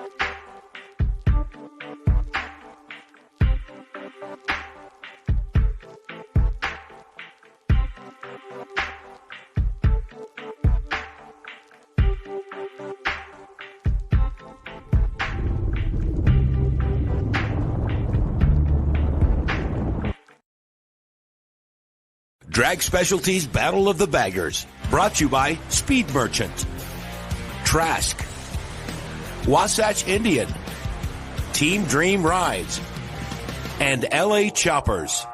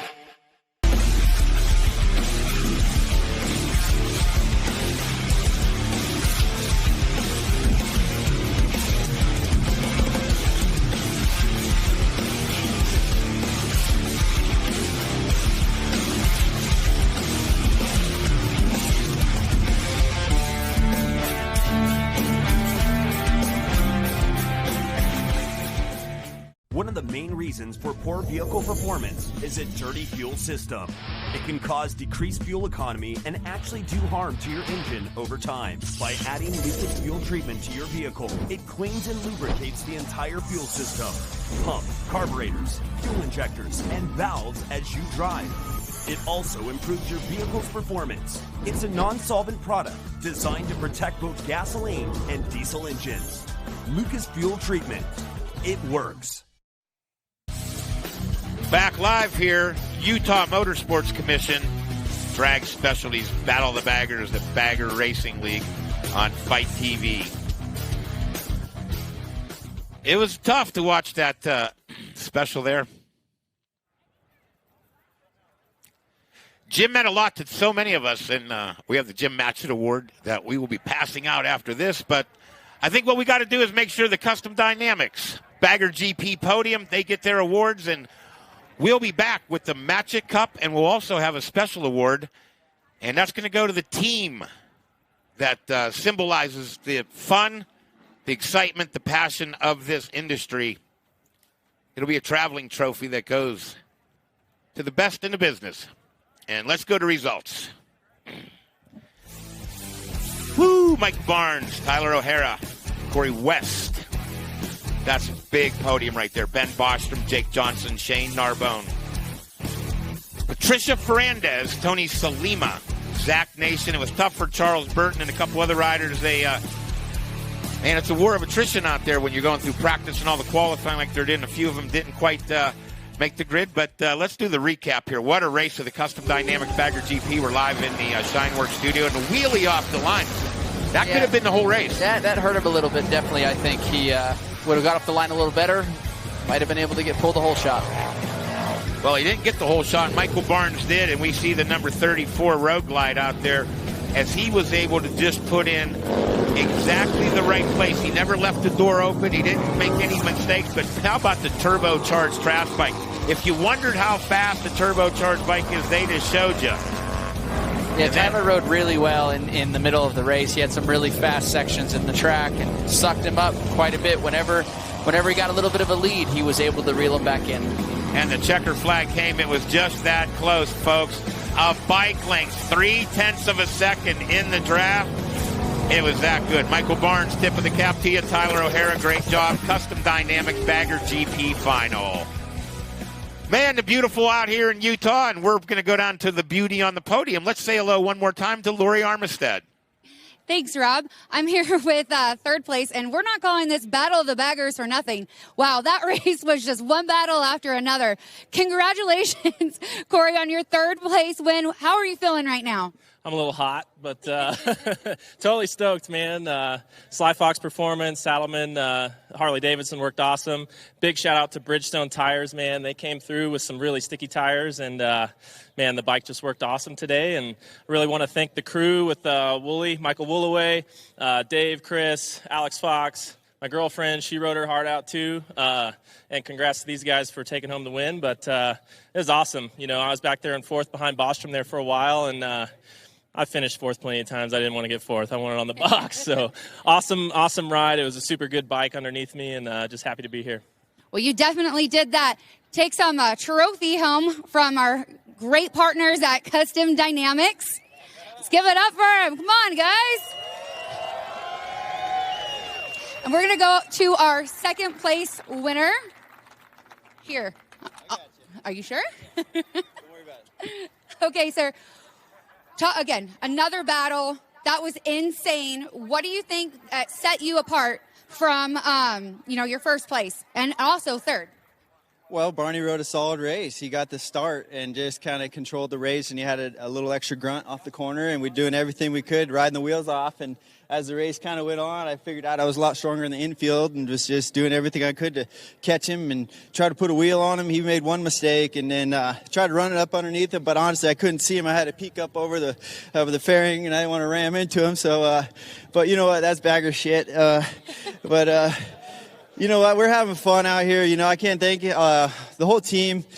Mission Foods, SNS Cycles, Indian Challenger, which is such an awesome bike and such a great opportunity for me to be out here riding this bike. And basically, we're just out here developing and testing and just having a lot of fun. Pirelli tires for coming on board this weekend. I don't think we've ever gone so fast on these bikes. And big shout out to Drag Specialties for, being on the title sponsor for this event, and Bagger Racing League and 60 Helmets, Alpine Star, just everybody involved, Rolling Sands for the wheels, SBS Brakes, just everybody involved that's just been a part of our program. I'm so grateful, and just hats off to Barney and my whole team for working their butts off this weekend. And now we're just going to go celebrate and have a good time. Well, Tyler, that's definitely one celebration worth it. Thank you. Our second place winner from Custom Dynamics, Tyler O'Hare. Okay, now we're going on to our first place winner, Michael.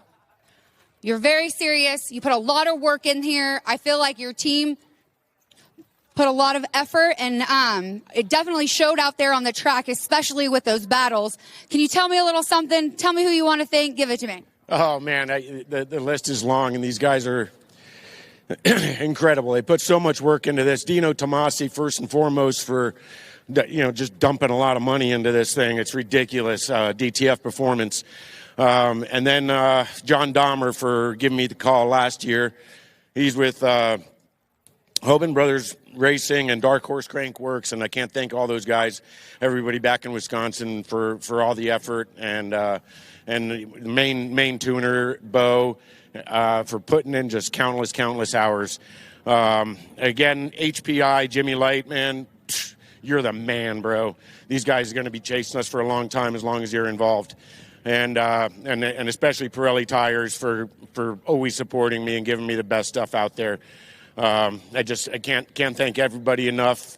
Kraus for all this incredible work that he's done on this bike, the engineering and machine work that he's done, and the pieces that he has on this motorcycle are incredible.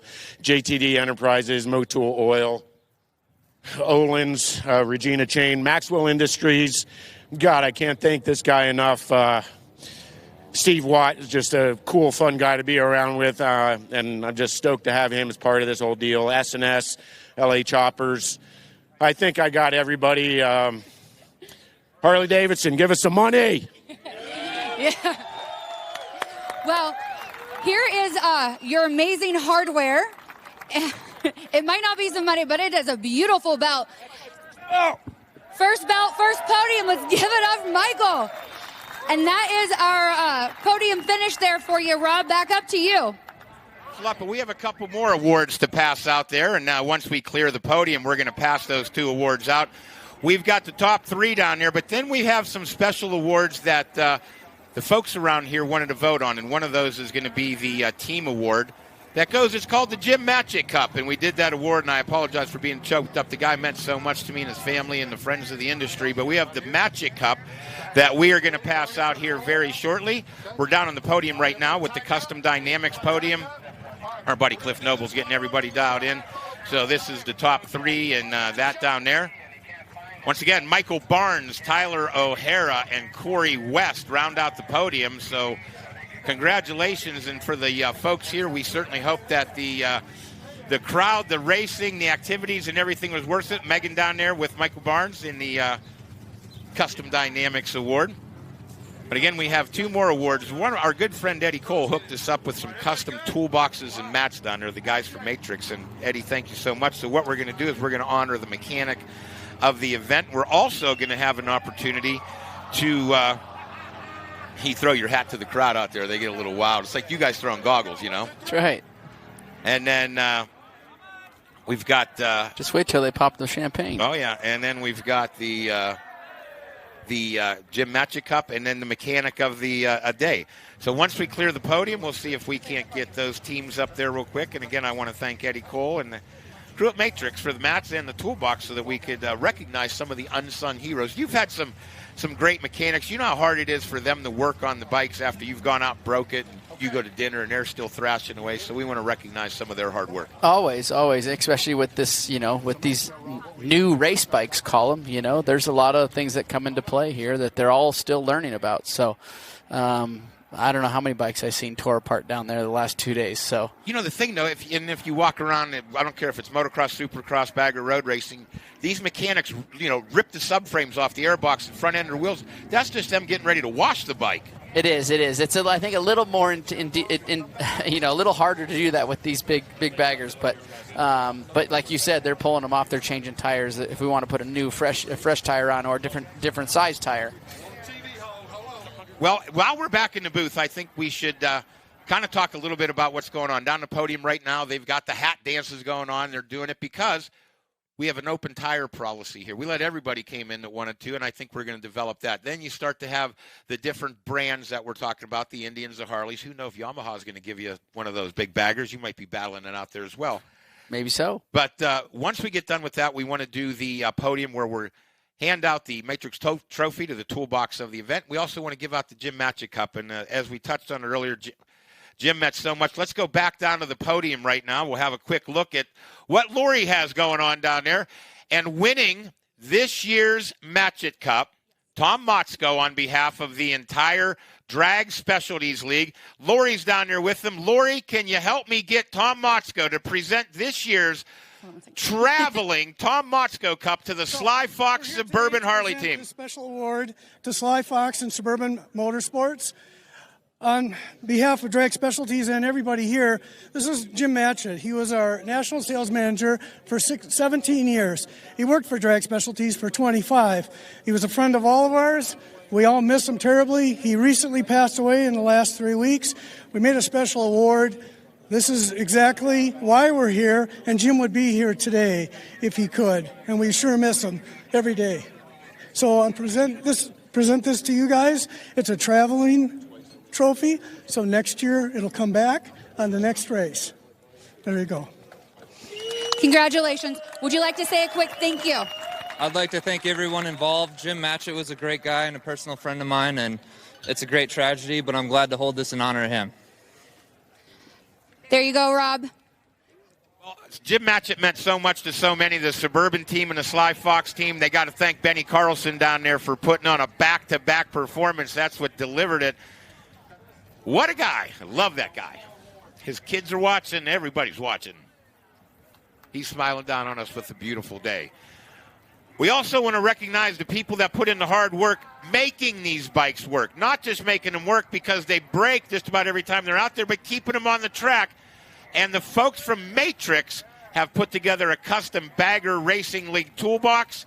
And we're going to throw it back down to our friends on the podium. Lori, you're standing there with the man that not built one, but built two of the bikes that we've seen in action. He's been working diligently, and he's picked up the Mechanic of the Event Award.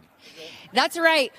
This is an amazing toolbox, and I honestly, like you just said, it couldn't go to a more deserving mechanic. I want to know about this nickname really quick before you take this award. How did it? My last name is Willoway. Well, that was easy. Nothing fun or crazy? No, not too crazy. Okay, well, tell me about all the hard work you put into this award for this Matrix concept, Battle of the Baggers toolbox. Well, I built two bikes. I built a Harley and an Indian here, and we got the Harley on the podium. So not a bad weekend. It was a lot of asses and elbows, and sweat and tears and blood, and just hard work, honestly. And I'm honored to get this. Seriously. Good. Well, it couldn't go to a more deserving man and mechanic and team. Congratulations to the podium finish and all your hard work. Thank you. Back up to you, Rob. Well, thanks a lot, Lori. A fantastic job on the podium. And the Custom Dynamics Bagger GP guys are getting ready to spray the champagne and uncork it. Jim Matchett would love that part of it. That's the part he'd love. He'd want to get that champagne shower. They're hosing the bikes down. They get everybody shaped up. What an afternoon here, the inaugural Bagger Racing League. All the hard work, all culminating here with the great crowd. So many, 21 riders in one class, 15 in Bagger classes. It was something that the world, I think they've been waiting for, and we finally delivered it to them. And for the very first time to have those numbers, it's amazing. You can only imagine what this is going to grow into after, everybody sees this all on TV after all these people go and tell all their buddies, and everyone's, I'm going to build a bike. No, I'm building one. So they'll be here next time. Well, I think they're going to be here. I think they're going to be doing the track days. I think we're going to see this style of racing grow, and it has been truly amazing. For myself, Rob Bitus, for Ryan Filippoto, for the entire Bagger Racing League, Lori Armistead, all the people behind the scenes that worked so hard to bring this event the Lucas Oil TV guys, the folks from Fight TV, all the hard work the mechanics and the race teams have put this together. We couldn't be more excited. We want to invite everybody back to join us more with the Bagger Racing League in our next big event. Folks, stay tuned. Follow us on Instagram and Facebook. We'll keep you in the news. Bagger Racing League signing off from the Utah Motorsports Campus. We'll see you next time.